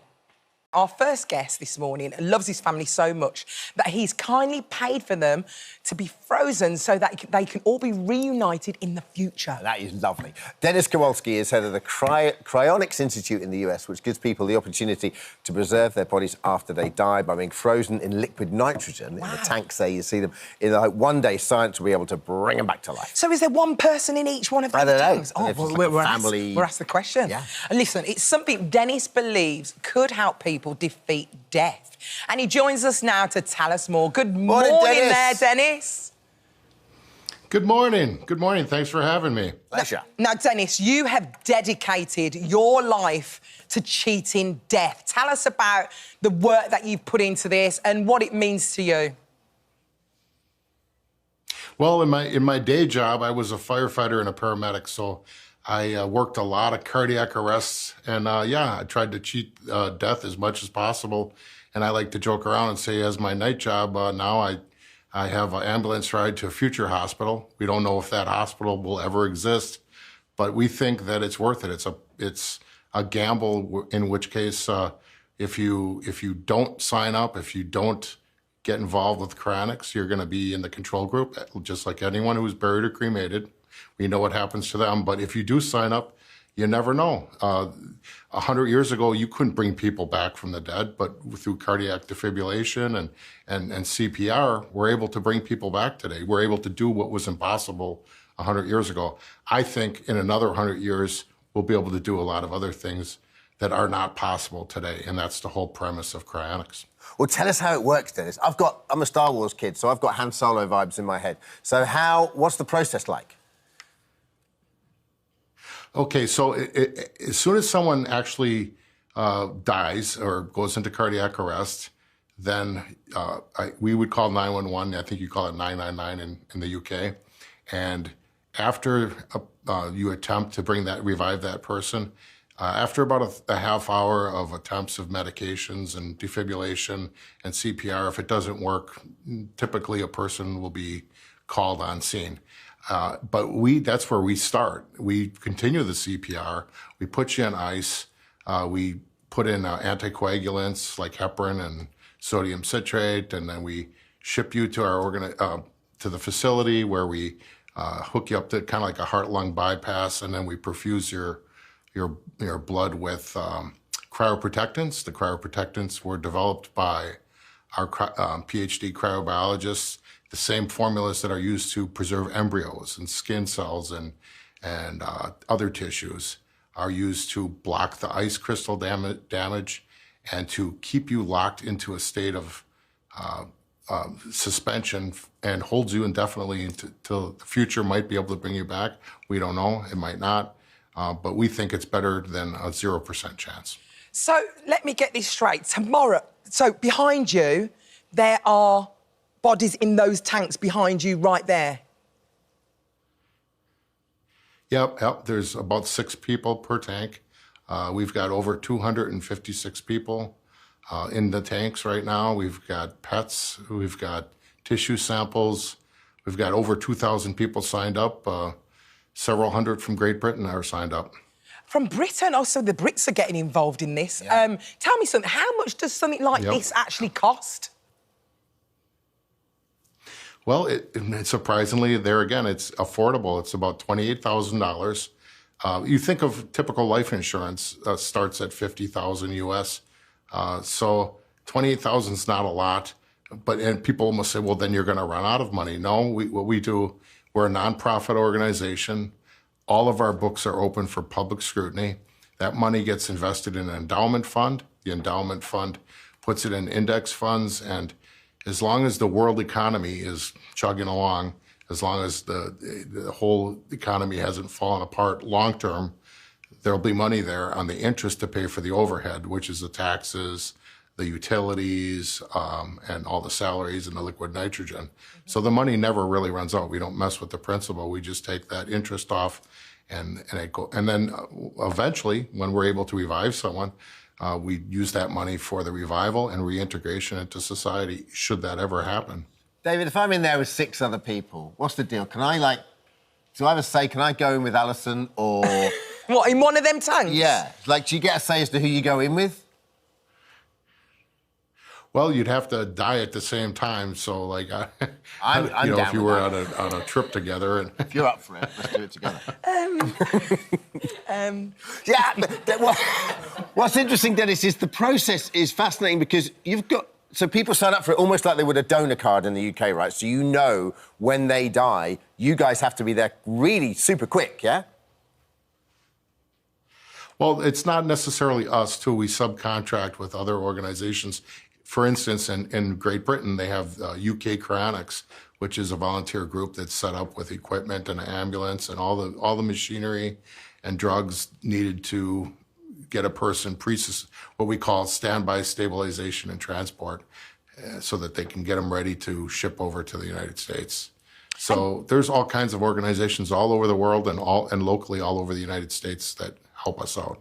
I mean, it's fascinating, this is. And Dennis, you've signed up all your family. How many of you are going to go into one of those tanks?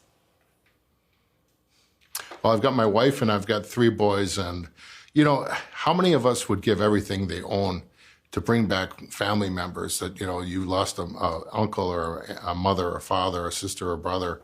I would. I have a lot of friends and family, and I'd give everything. So I think $28,000 through life insurance is a relatively modest gamble for me. I mean, and so I think it's worth it. Yeah. Okay. And then I'm thinking, I've got Demolition Man in my head now, Sly Stallone. What happens when you wake up in 200 years and you don't know anyone and everyone's eating a Taco Bell? Well, I mean, that would be the reason to try to bring your family and friends along, which I'm doing. But also, a lot of the people that are frozen before me, I know them. I know these people. You're fine. So, and I'll know some of the people afterwards. You better die. Yeah, but here's another thing. Just imagine if you passed and you had nobody, or if you came from a third world country to the first world, you'd make new friends, you'd learn new things, and you'd get on with your life. You'd grieve, obviously. But, yeah, it's much better to bring your family with if they're on board with this. Oh, my goodness. So have you got people in there who have been in there for decades at the moment? Well, yeah, the organization, actually, the ideal started in the 60s with Professor Robert Ettinger. He was a World War II veteran, war hero in the Battle of the Bulge. And he's actually frozen with us, too. And since the 1960s, we actually incorporated in the 1970s. And, yeah, people have been getting frozen all along. And we've got over 2,000 people signed up. We're the largest organization in the world that does this, and also the most affordable as well. Listen, Dennis, thanks a lot. It's lovely to chat to you today. Thank you so much. And if anyone has more questions, come visit our website at cryonics.org. Lovely. Thank you, mate. Take care. Have a good day. I reckon he's going to be getting loads of calls, I do. Well, lots of calls. Well, let's see if that's the case, because is it really something that could work and bring back people in the future? We are joined in the studio now by neuroscientist and brain expert, Dr. Dean Burnett. Morning, Dean. Morning, So Dean. it sounds great, if that's your thing. Yeah. Yeah. Is it, I mean, how possible is this? I think that was a sort of a very positive outlook on it, but it's a long way off if it's possible at all, because I think the problem is people see this as like it's just a long, cold nap. It's not that. We're talking a serious physical change. Like if you fill your body full of liquid nitrogen, that's a massive, massive like biological disruption to everything, and especially the brain, which is like really, really fragile anyway. And you've got to bear in mind that the brain uses up like a quarter of your body's energy just by staying alive, just by sitting here doing nothing, just staying alive. Your brain is using up a quarter of your body's immediate sugar reserves. Now you can't just turn that off and turn it back on again like it's a computer. It's a really demanding process. And the process of preserving tissues, you can do it with individual cells, or you can do it with like maybe an organ or two. The entire body, with especially the brain, which is all the different bits, all the different fragile connections, we don't know how to do that yet in a way which can be easily reversed. It's a really, really long, arduous process, and it's currently beyond us. We don't know if or when that will be possible. So would you wake up brain damage then?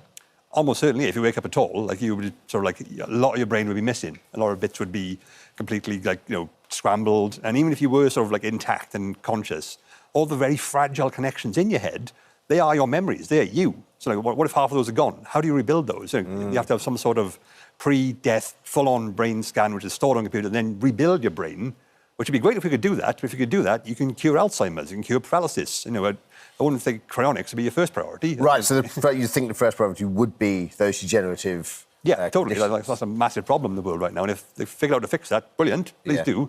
But they haven't yet, and I think that's still quite a way off. Is this something you could ever see happening, or do you think it's more science fiction than distant fact? I can see it happening. I don't think it's very imminent. And I think if you sort of froze yourself now, there is so much that needs to happen in a relatively short space of time. And as I said, like it's preserved, like you've got this money coming in constantly, but we don't know what's going to change. You said like you rely on the world economy being completely stable for centuries. In the best position right now. I look at the news. I wouldn't say that's a guaranteed bet. It's a little bit more unstable than that, and it's a big deal to sort of try and bank on these things. Yeah. Dr. Dean, thank you for bringing your expertise into the studio. Dean. I mean, it's a fascinating story, and one I'm sure we'll still discuss in the future in 100 years' time. Well, listen. Me and you in the tank together. No, thank you so much for visiting our This Morning YouTube channel. We upload new content every single day, so go ahead and hit that subscribe button, and we'll see you in the morning.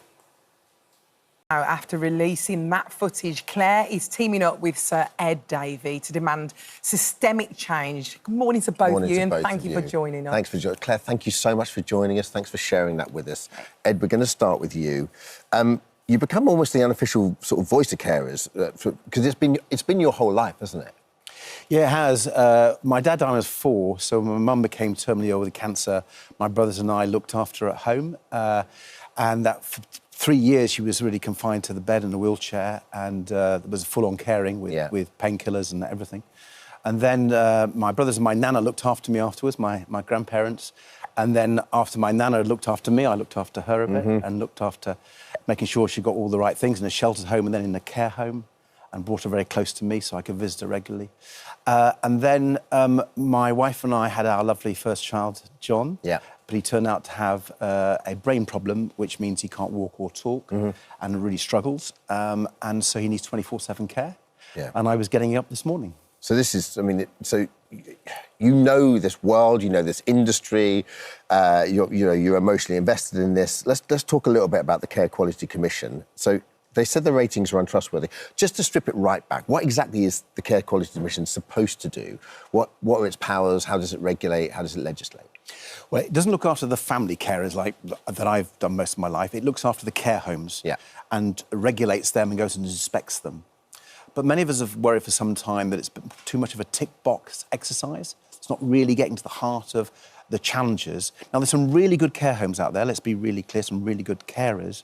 But sometimes when it doesn't go right, it doesn't get uncovered quickly, as in Claire's case with her mum, Anne.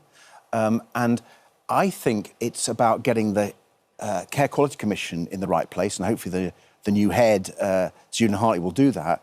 But also, it's about making sure we improve the quality of carers to make sure that all of them are really good and we root out the bad apples. So before we speak to Claire, what do you think, how does that change come about? And why has it got into the state it's in the first place? Because we've never really valued care or carers. We don't treat family carers properly and don't give them support when they're struggling, and we don't value care workers. So we register nurses and we register midwives. We don't register care workers. You can go into a care home and look after a vulnerable person, someone with disabilities, an adult with learning disabilities, or an elderly person with dementia, and you don't have to have any qualifications, or you're not registered. Seems crazy. And that, I think that's wrong. And it devalues the role. It devalues, exactly. We don't pay them enough, by the way, and we don't accredit them enough, and we don't make sure it's a really well-qualified profession. And I think that undersells care workers. I think they're some of the most amazing people in our world, actually, doing an incredibly tough job. And I think, I'm a hands-on carer at home, and I go into care homes in my constituency, and I see how tough it is. And, you're dealing with lots of stuff, and you're dealing with very personal matters, right? Yeah. You need to have human touch as well. So, I got my son this morning, just after 6, and the first thing I do with him is I have a conversation with him. Aww. And although he can't talk very much, and I'm trying to get him talking, so he has, for example, this sort of homemade fluffy toy, which is a head of a cow called Mooey, surprisingly enough. Mooey. And one of the conversations I have every morning with him is about Mooey. And I ask him what Mooey's been doing, and he says that he's been eating green grass, and get him to say those G's, green grass. Yeah. And then I say, I hope you don't mind, I say, well, he's probably farting a lot. Yeah. And John's a 17-year-old boy, and he thinks that's funny. And then, we have a little... It just warms him up, and it's that relationship. And I think when you're caring, obviously for a loved one, he's obviously my son. Yeah. But if you're caring for anyone, you need to have that personal touch, and you need to have that friendly banter. And then you can do all the difficult stuff, because real caring actually is a privilege. The relationship I had with my mum was fantastic, and I value the time I had with her, as well as, being very honest, there's some pretty tough parts of it. Of course. Well, let's turn this conversation to you, Claire, and your experience of the care system. Obviously, when we've got to put a loved one into the care, it's a massive decision. And I know you've been a carer for 27 years, so you know the system. Your brother researched it. You didn't take this lightly, did you? No. It was a very tough decision. Tell us about that decision and the process of that. We decided to look at care homes. Mum was struggling at home. It was fairly unsafe for her to be at home, even though our stepfather was great. He was struggling. So we thought we'd just have a look at care homes, and I tried to use my experience to find somewhere that was going to give her everything that she needed. I wasn't worried about all the bells and whistles that came with it, how you get in care homes now. It was the quality of care. So I did all the research. I looked at CQC reports. I got my brother to ask certain questions when he viewed the home that you wouldn't normally ask, but just to get an idea, and that's how we chose the home that we did. So you took your time, you found the right home, she went in, and at first you thought everything was great. Yeah, fantastic. I thought great, lovely home, seemed to give everything we wanted, and it deteriorated. So tell us about that deterioration and at the point of where you thought, actually, something's not quite right here. What was the first moment? The first moment we chose, or we realised that there was something really not right was when my brother found a male carer in her room on the floor, and our mum was absolutely terrified. What, he was sitting on the floor? Yeah, and he's left the room fairly quickly. So, but we'd already had problems, which we'd gone to the authorities for. We'd gone to the council, and a safeguarding investigation was put in. And this was just the icing on the cake. We weren't getting any honest answers from the home.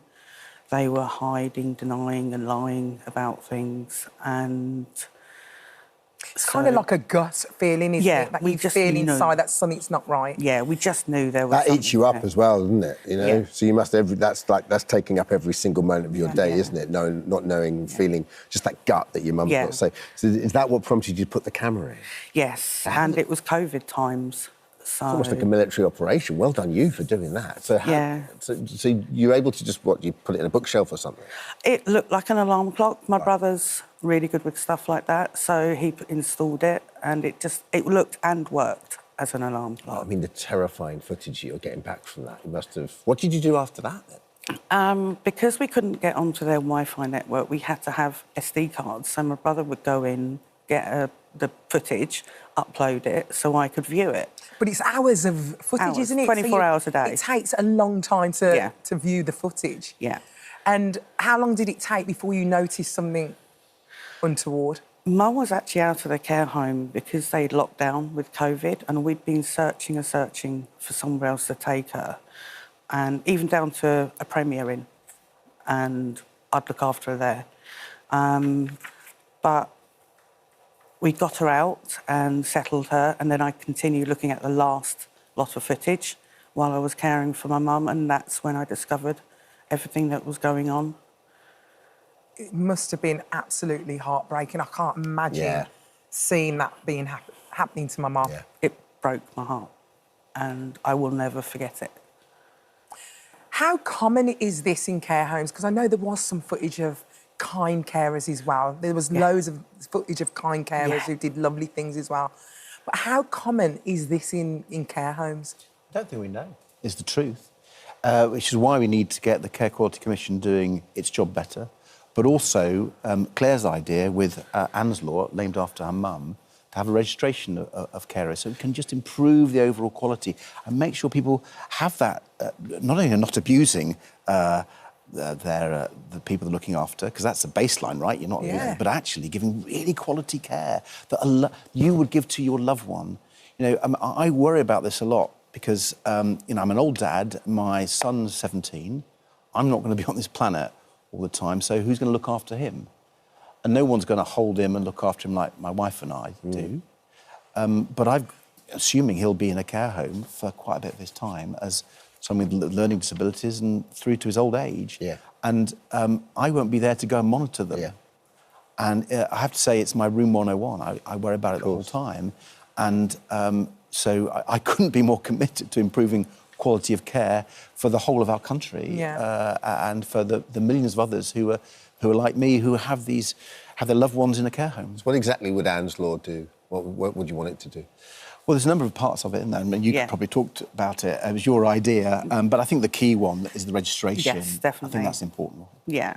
I think having a registration is important, and it also recognises the good carers and makes them, you know, are looked at as professional, not just unprofessional. But also having people working off the same page, so the police have the relevant training and the understanding, and also that the providers themselves have accountability to what goes on in their homes is really important. You did have footage that you took to the police. What was done in that situation? Very little.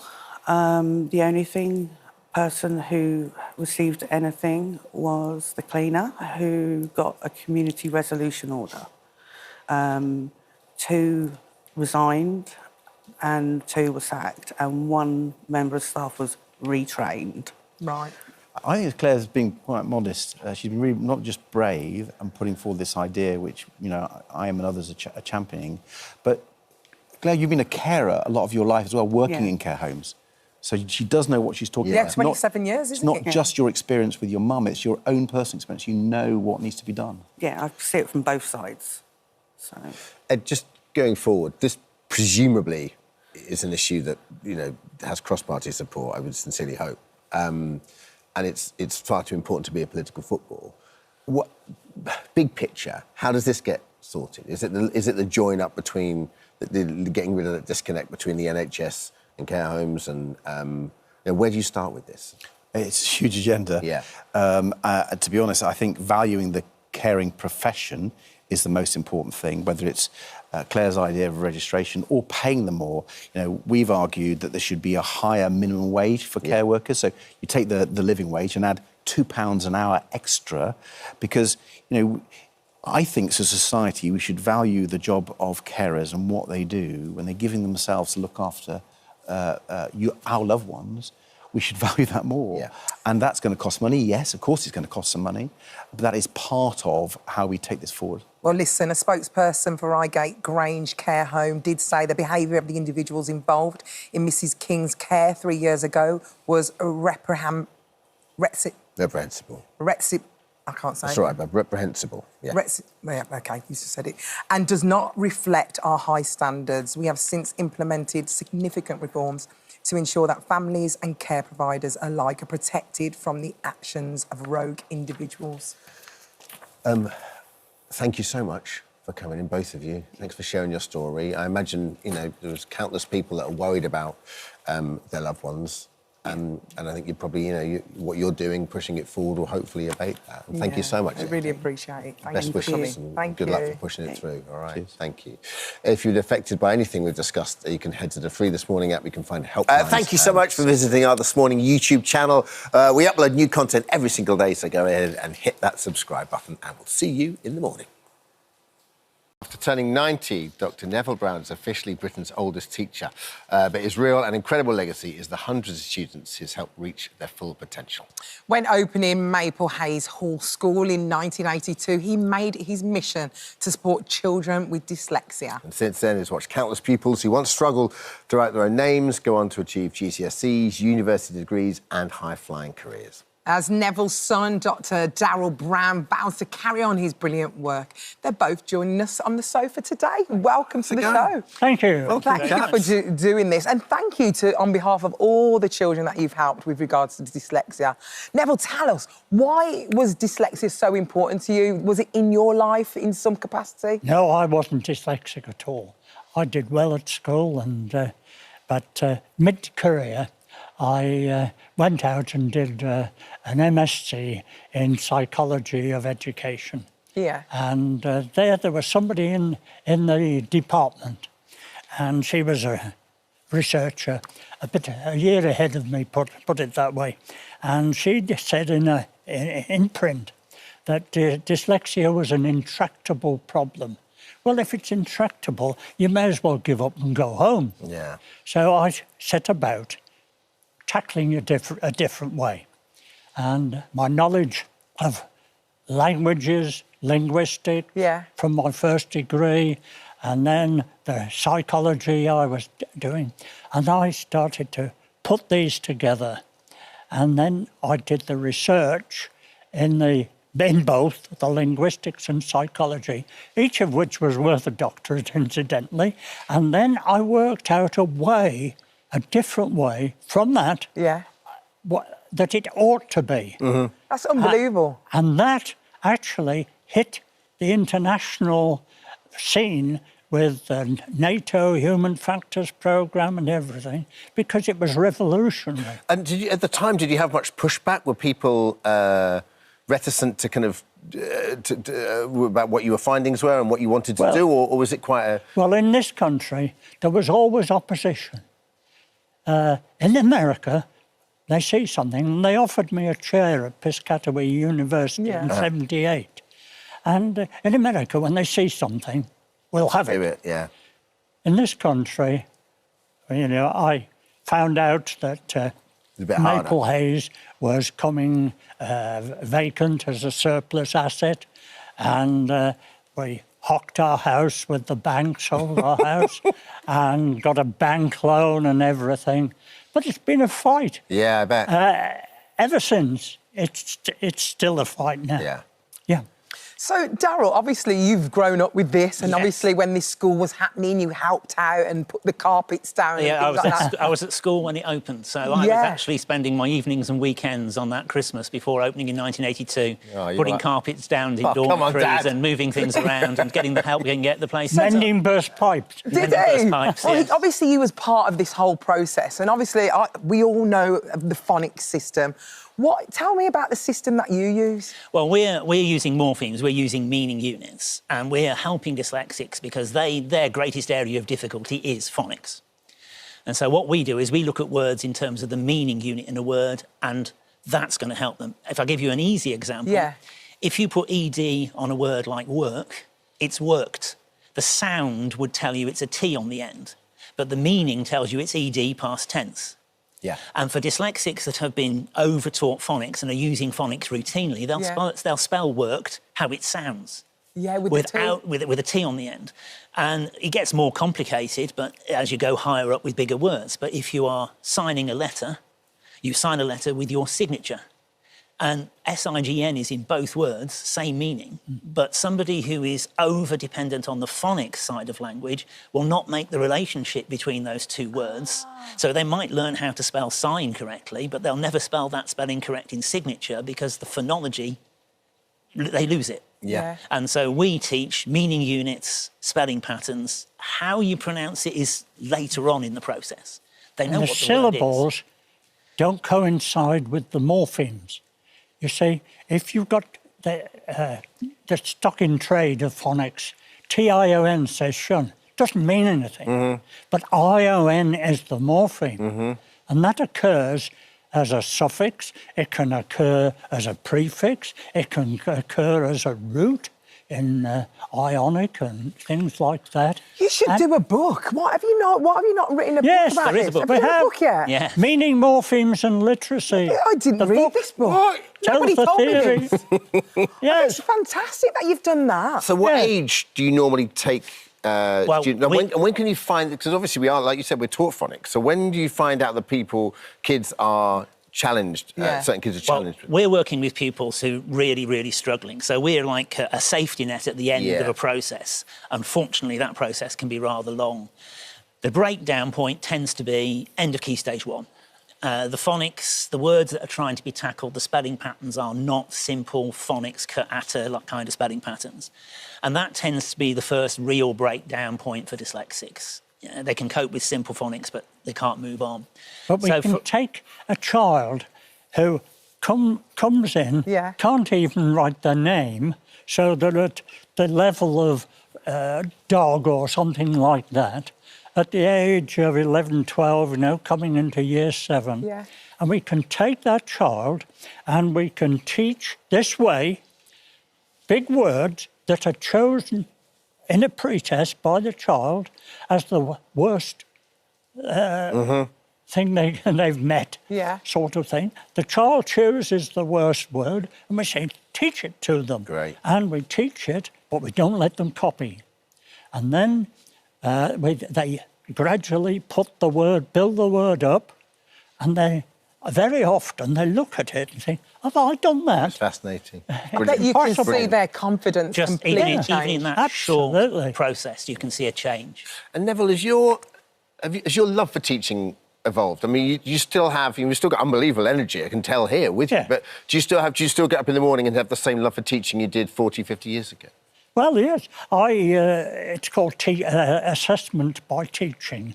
And I see every child that is aiming at the school, as it were, and then in front of the parents demonstrate all this. I don't think any other school does, but still.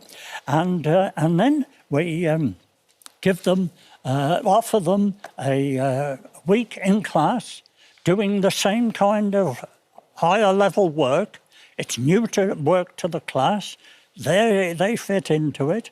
And at the end of the week, Mum, it's always Mum, does a report day by day of the child's take-up. And parents say, I've got my child back. Yeah, because it's confidence, isn't it? They can do what all their friends, their peers. Yeah. It has a knock-on effect, doesn't it? And then there's a lot of young people who are suffering with lack of confidence, lack of security, and it's creeping over into mental health issues. And part of that is associated with not succeeding in their learning. Well, listen. Anxiety goes, you know, mental health issues tend to go. You've done such a good Neville job. and We're Darryl. so happy that you've got to 90. Why can't you have more schools like this? I agree. Listen, well, I Neville should agree. hit 90. He got a lot of whiskey that's going to keep him in stocked up till he's about 100. We've got a present for you. We've got a little present listen, for you look as well. you look at the screen over there. We've got a little present for you. This is for your 90th birthday. Have a look at this. Have a look at this. My name is Scarlett Miras-Pye and I'm 12 years old and I'm a pupil at Maple Hayes School. I feel like Dr. Brown is really helped me with everything I do and I'm just really pleased that he had the idea of this school. My name is Samuel Lanham. I'm 15 and I go to Maple Hayes School. My old school didn't really help, to be honest. If I didn't come here, I don't know where I'd be. Thank you, Dr. Brown. My name's Sam O'Neill. I am a teacher at Maple Hayes and was also a pupil at Maple Hayes. Personally, I definitely wouldn't be where I am right now. Hi, my name's Harry Fenton and I'm 12 years old and I'm a pupil at Maple Hayes Hall School. I'd like to say a big thank you because if I didn't come to this school it would be a lot difficult in life. My name is Eva Brandt and I'm 15 years old and this year I'm going to be doing my GCSEs and I do have to owe that to Dr. Brown. Dr. Brown Senior, Dr. Brown Junior and all of the staff at Maple Hayes have given us our daughter back. And literacy. Given us How our lovely is daughter that? back.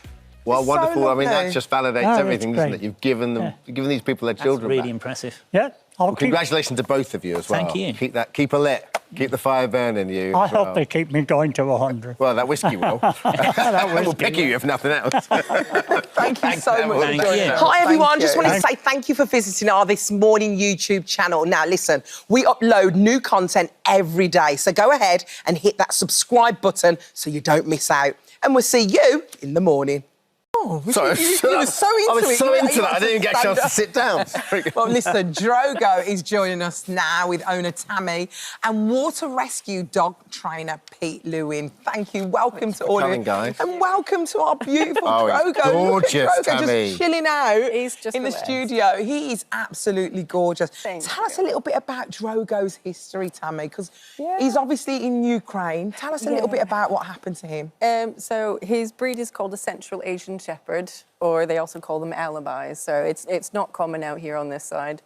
But normally the breed comes from like Ukraine, Turkmenistan, Russia, all of those sorts of areas.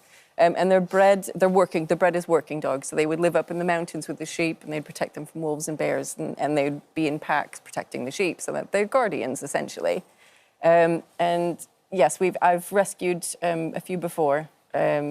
And we came across Maria, who was in Kiev as a breeder, and she had, unfortunately, a mishap after the missiles started falling, and it was upsetting the dogs. Goodness. So she had sent some of her dogs out to her mother-in-law's out in the countryside, but unfortunately, it coincided with where some of the missiles had actually dropped.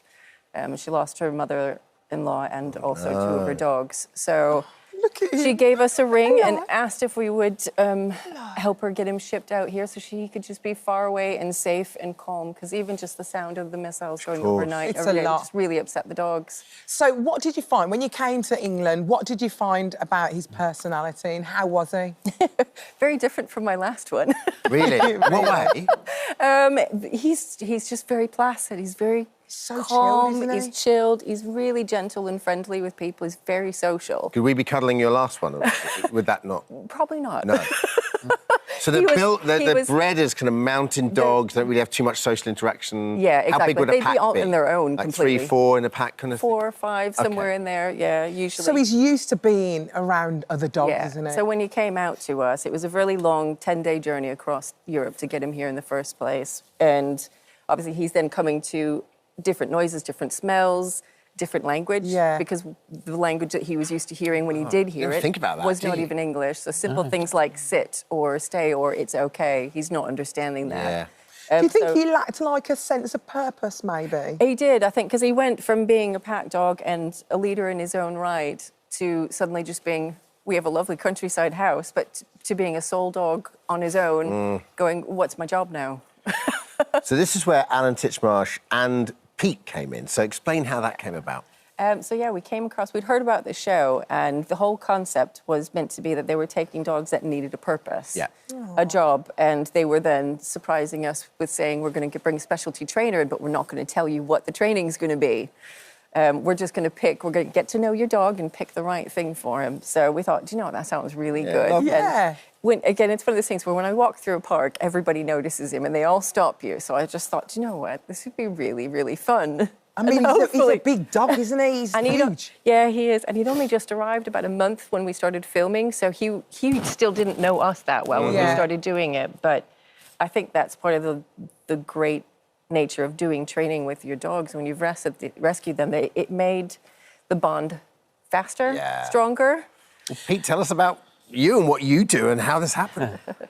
Well, I have a non-profit organisation called Peterloo Newfoundlands.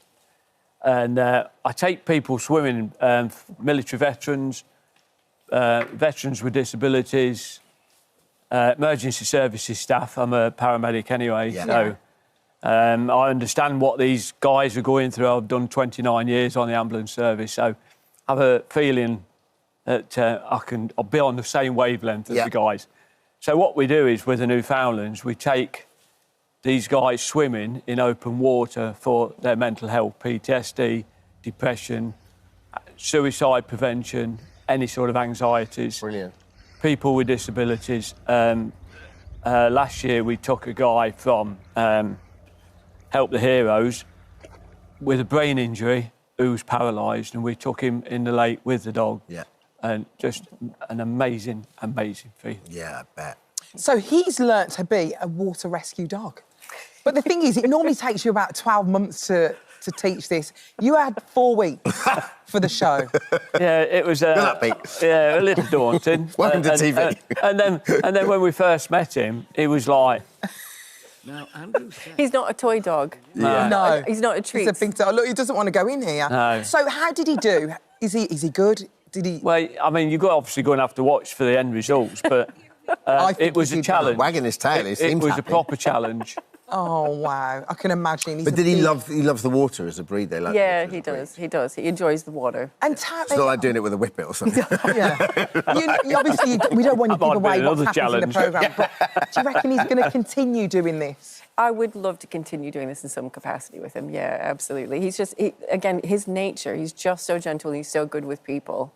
And again, we live in a very busy tourist town, and we get lots of people coming off the buses and stuff. And he just knows when he should just sit in front of somebody very quietly, and he lets them stroke them, do whatever he wants. And then when he politely gets them to go. So he's kind of built for it. Do you think it's helped him? Yeah, I think so.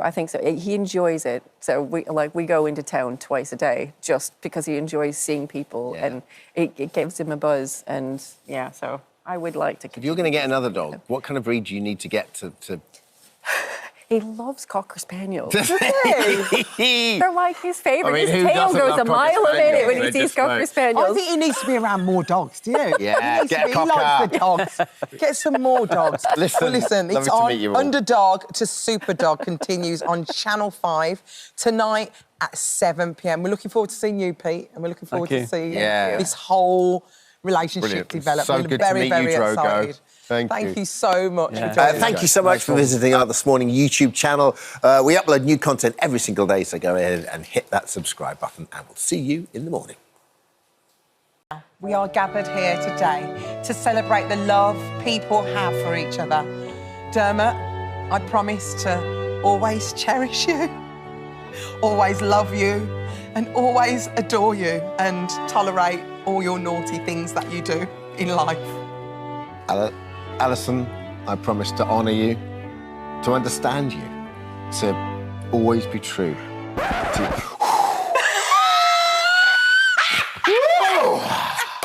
Well, actually, it's Someone not about... order me a cold shower right now. It's not about how much we love each other. Mama! As it's Valentine's Day, all morning, 14 amazing couples have been getting ready to renew their vows live on the show. Let's not the mate. Too much?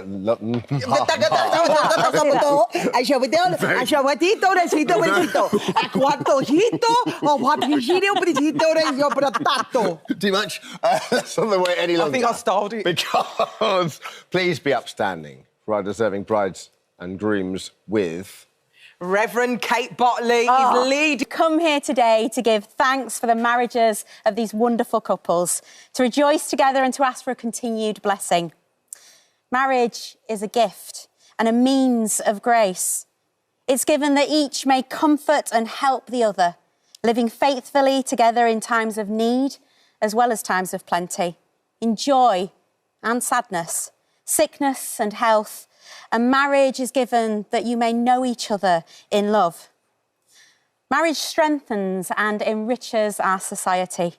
And in marriage, a couple belong together and to each other. They live in their community and they're surrounded and supported by their friends and family. And you are supported by us here today. And so, I now invite you to renew those vows that you made on your wedding days. So facing each other and taking each other's hands, I invite you to repeat after me.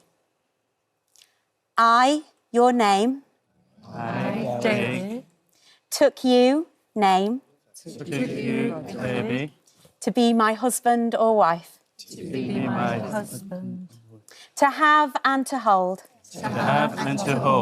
from that day forward, for better, for worse, for richer, for poorer, in sickness and in health, to love and to cherish, till death do us part. And now I invite you, if you have a wedding band, to put your hand on your partner's wedding band that you exchanged on that special day. I gave you this ring as a sign of our marriage. With my body, I honour you. All that I am, I give to you. And all that I have, I share with you. So if you'd like to face this way. So may you all be made strong in faith and love. May you be protected and defended on every side. And may you be guided in truth and peace. And may I be the first to say, congratulations, you may kiss your bride. Beautiful. I actually didn't think it was going to be as emotional as it was. How was it for you, Leah? Lovely. 18 years in, still going strong. Oh, and then when you all looked into each other's eyes, did that feel 10 lovely? years today for me and Gary. So. Is it 10 Yeah, years? our Can I just say, I'm loving this outfit. This purple dress is stunning. How are you feeling, Craig? Oh, I'm all shook up. Fantastic. I'm ready for some cake. I don't know about you, Dermot. That was so nice. I didn't think it'd be so moving. Yeah, it always gets people. People always just think, oh, you know, we've done it before. But there is something about a wedding renewal where the pressure's off just a little bit. And even I, when we did the rings bit, I put my hand on my own wedding band just to remind myself that 27 years in. You're still there. Still doing it.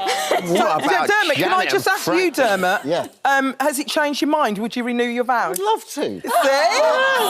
I'll do you a really You've good changed, deal. you've You let me know. changed his mind. Jenny and Frank, how are you? How was that for you? So emotional, and I really didn't think it would be, but it was. Yeah. I really loved it. For how long have you guys been together, Frank? 30 years. It's my mum's friend. And I promised to marry her. Yeah. And I did. Yeah, the man of his word. How long have you been together? 30 years. 30 years. Janet and Frank, everyone. Come on. Hi everyone, just want to say thank you for visiting our This Morning YouTube channel. Now listen, we upload new content every day, so go ahead and hit that subscribe button so you don't miss out. And we'll see you in the morning. Jack joins us now. Jack, thank you for coming onto the show this morning. Morning. It's obviously a very difficult time for you. You've been through an awful lot. I wonder, firstly, how you're doing, how you're feeling right now? Yeah, really good, really good. And I think being in such a good place now, you know, in a good relationship and, you know, being mentally strong is why I'm able to talk about it. Because I think before, you know, things would go wrong or I'd do something or something bad would happen and I couldn't handle it. So I was always off, you know, drinking, taking drugs and things like that. So it was masking. I never actually dealt with the problems that I had and the issues that I had head on. And a lot of the time, I thought I didn't have a problem.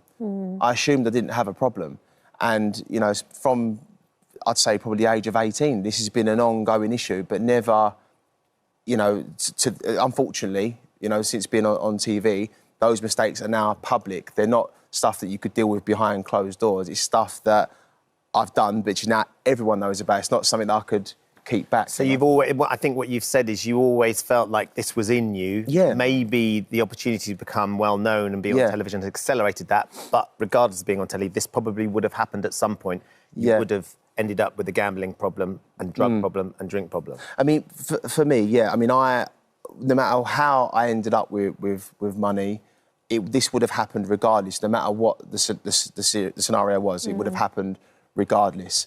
I would say having money in abundance quite quickly accelerated it, but this would have happened anyway, you know. And the amount of opportunities that I've messed up due to this, but then would not confront it and actually say, I've actually got a problem here, you know, I would just try and go on to the next thing, or I'd let someone down and burn some bridges, but I didn't want to burn those bridges. I'd let these people down and then go on to the next thing, and all of a sudden there's no one left to fall back on. There was nothing more to salvage. I mean, I used to come up here all the time and do the competitions with Andy Peters and stuff, and I loved it.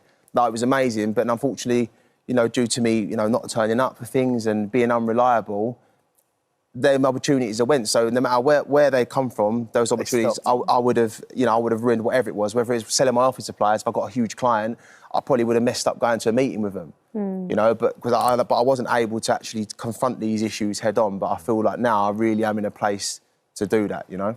And is that one of the reasons why you're doing this now and why you're talking about it now? It's almost that sense, I suppose, of accountability, I guess. That the fact that if you sit here now and you say it, you're going to stick to it. That's what we all want you to do. The reason that I wanted to talk about it like this is because I do want to hold myself accountable, because there's been a few different times that I, you know, would kind of say, oh, yeah, I'm changing now. I'm really sorry for doing this. But I had no real intention of changing because I hadn't been dealing with the issues.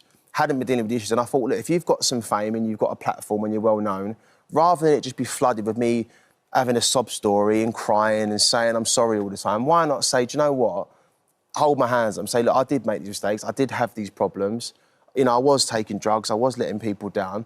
But let's change the narrative now and use that platform rather than let it be full up with all this negative stuff. Let people say, do you know what?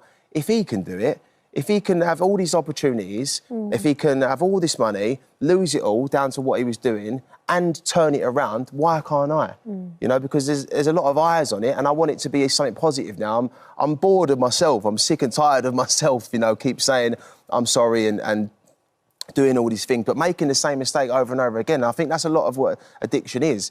It's like insanity. It's like doing the same thing over and over again, but expecting a different result. I'd have arguments with myself and say, this time round it'll be different. You know, you will make it tomorrow, but it never was the case. How bad did it get, Jack? I mean, it was awful.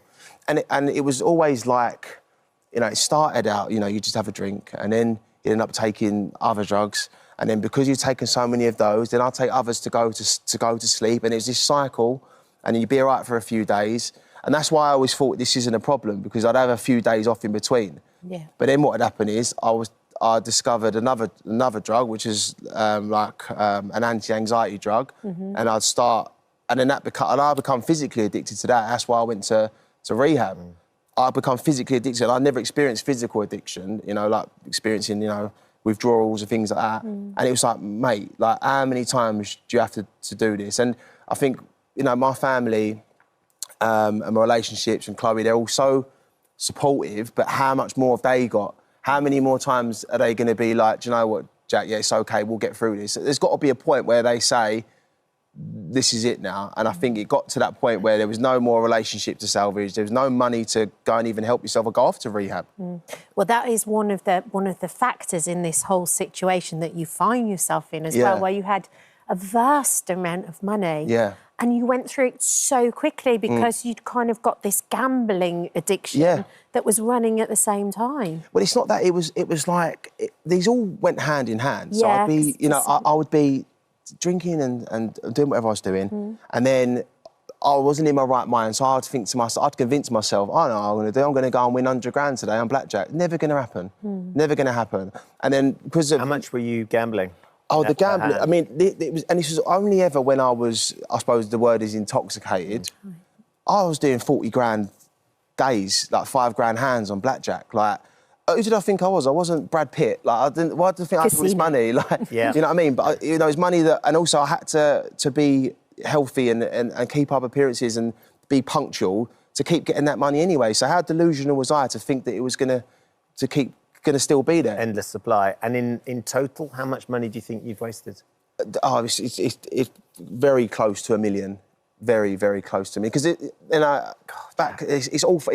And when I say, and it's not even just that, it's like the behaviour that I was doing. So like, you know, driving recklessly, you know, having no regard for even myself. I didn't really care about myself. I didn't really care. Like, so. But there's other people on the road as well. Yeah, exactly. And it's like, I'd end up crashing cars. I mean, it's been in paying to get them fixed. So the collateral damage was very expensive for me, and it's all my fault. And that's why, you know, what you said about accountability. I hold my hands up to all this. This was my fault. You know, I'm dealing with the consequences, and now I want to set it straight. And a couple of times last year, you know, I sat there and I just thought, it's all over for you. You had the world at your feet. But I don't think I've got so much more to give. Do you know what I mean? Let's change the narrative, and rather than keep trying to cover these things up, say, I messed up. I am human, but I won't do it again. And I want. Why now, though, Jack? Why do you feel like? Because I think you've been sober since Christmas Day. Yeah. So we're just coming into February now. So sort of a month and a half, getting on for 2 months. Yeah. Which is, you know, fair play. But why do you think now it's going to stick? The reason it's going to stick now is because, as I mentioned, there's nothing more to salvage. Everyone else is on their last, like they're on their last. I'm on their last chance. There's no going back now. So you think you're at the lowest you can? Yeah, the lowest I've ever been in every way, you know. And it's like, I'm 32, and I'd always have this little argument with myself. And again, this is an addiction thing. You've got 2 people on your shoulder, but one tells you the reasons you should do it, and one tells you the reasons you shouldn't. And one of those arguments was always, you're only in your mid-20s. You're only, you know, you can still do this. But even that argument's gone now, that the addict was talking about in me. And it's like now, you know, you've got an opportunity to turn this around. You've got supportive people around you. And I think as well, I've got more to lose now in terms of my relationships with my friends and my family. They're better, you know, with Chloe, and we're in a really good place. And like, I've never really had that. I've not really had that where I thought that's not worth losing. Everything that I had, I always thought, sorry, I'll get it back. I didn't really care if I lost it. But this time round, I've got so much to lose in terms of stuff that you can't buy. Yeah. You know, I've got stuff that you can't buy. So what are you doing? Obviously, it's not as easy as, right, I'm just going to stop, right? Because like you said, you've got these 2 voices on either shoulder. Yeah. So what are you doing to make sure that this is the time, this is the moment where it's going to be different? Yeah, I'm setting goals for myself, right? And I just thought to myself, right, what was you good at? Boxing. So I went and signed for a fight, and I'm going to fight on the 1st of March. I thought, right, I want a skill that I can learn and have forever, that no one can take away from me. And that's a professional. Yeah. So obviously, I've been boxing as a professional in England. So I've signed with Warren Boxing Management. I've got my meeting with the ball to redo my licence and stuff. I'm fighting on a professional bare knuckle card on the 1st of March. I also, you know, being in this industry, sometimes it's like those mistakes you've done, you're not right for this brand, and people telling you what you're not right for. Yeah. So I thought, okay, what can I learn as a skill that I can have for myself? That's why I doing a master's degree in financial trading, which no one can take that away from me. Then I earned that, and I've done it. I've also gone back to office supplies and stationery, which is where you originated. Exactly. So I'm back as a pen seller. So I'm doing that because I thought I'm good at it. I know what I'm doing, and for me, having those things, I'm comfortable with it. I've boxed my whole life, and I've sold pens since I've been 16. stick to those two things as the comfort, because you know what you're doing, you're confident in what you're doing. Don't, you know, let loads of different things come into your head and branch off here, branch off there, because that's what happened before, I suppose. You know, I had so many different opportunities. I want to do that, I want to do this, I want to do that, and I never put 100% into any of them. So now I'm just fully focused on the things I'm good at and what I want to do and where I want to be. And what about Chloe as well? Because she's been incredibly patient and she's looked out for you. She's been through the mill, right? I love her. I do love her. And I really finally, I see a future. I see a future. And I want to get married. I want to buy a farm. You know what I mean? That's what I want. That's what I want to do. And I see that with her now. But the person I was and the person I was becoming, that person couldn't hold down a relationship. That person couldn't even hold down a job. But this person, the person I'm becoming, I'm not saying it's all in the snap of her fingers, that's it. It's a lot of work, but I'm willing to put the work in now because I want to build a future for me and Chloe and I build a future for myself. And I want to finally change this narrative and stop filling it up with negativity and be an example and be, you know, want people to look up to me, because people did look up to me, but now I want them to look up to me for the right reasons. I think it really helps the minute you have structure in place like that. And I have to say, I've seen the interview that you've done with the newspaper. Yeah. And you look a million times better already, just physically. So it's working. Yeah, You're on exactly. the right path. I know. I'm just trying to keep that up now. I want to try and get some abs, I think, as well, you know. Jack, good luck. Stay on it. Will do. Hold yourself accountable. Exactly Think that. about those people, but we'll keep our fingers crossed. And good luck for the fight as well. I appreciate it. Thank you. Thank you. If you or someone you know has been affected by anything that we've been talking about on today's show, you can find advice and support by heading to the helpline section on our This Morning website. Just go to itv.com/. Thank you for visiting our This Morning YouTube channel. We upload new content every day, so go ahead and hit that subscribe button so you don't miss out. And we'll see you in the morning.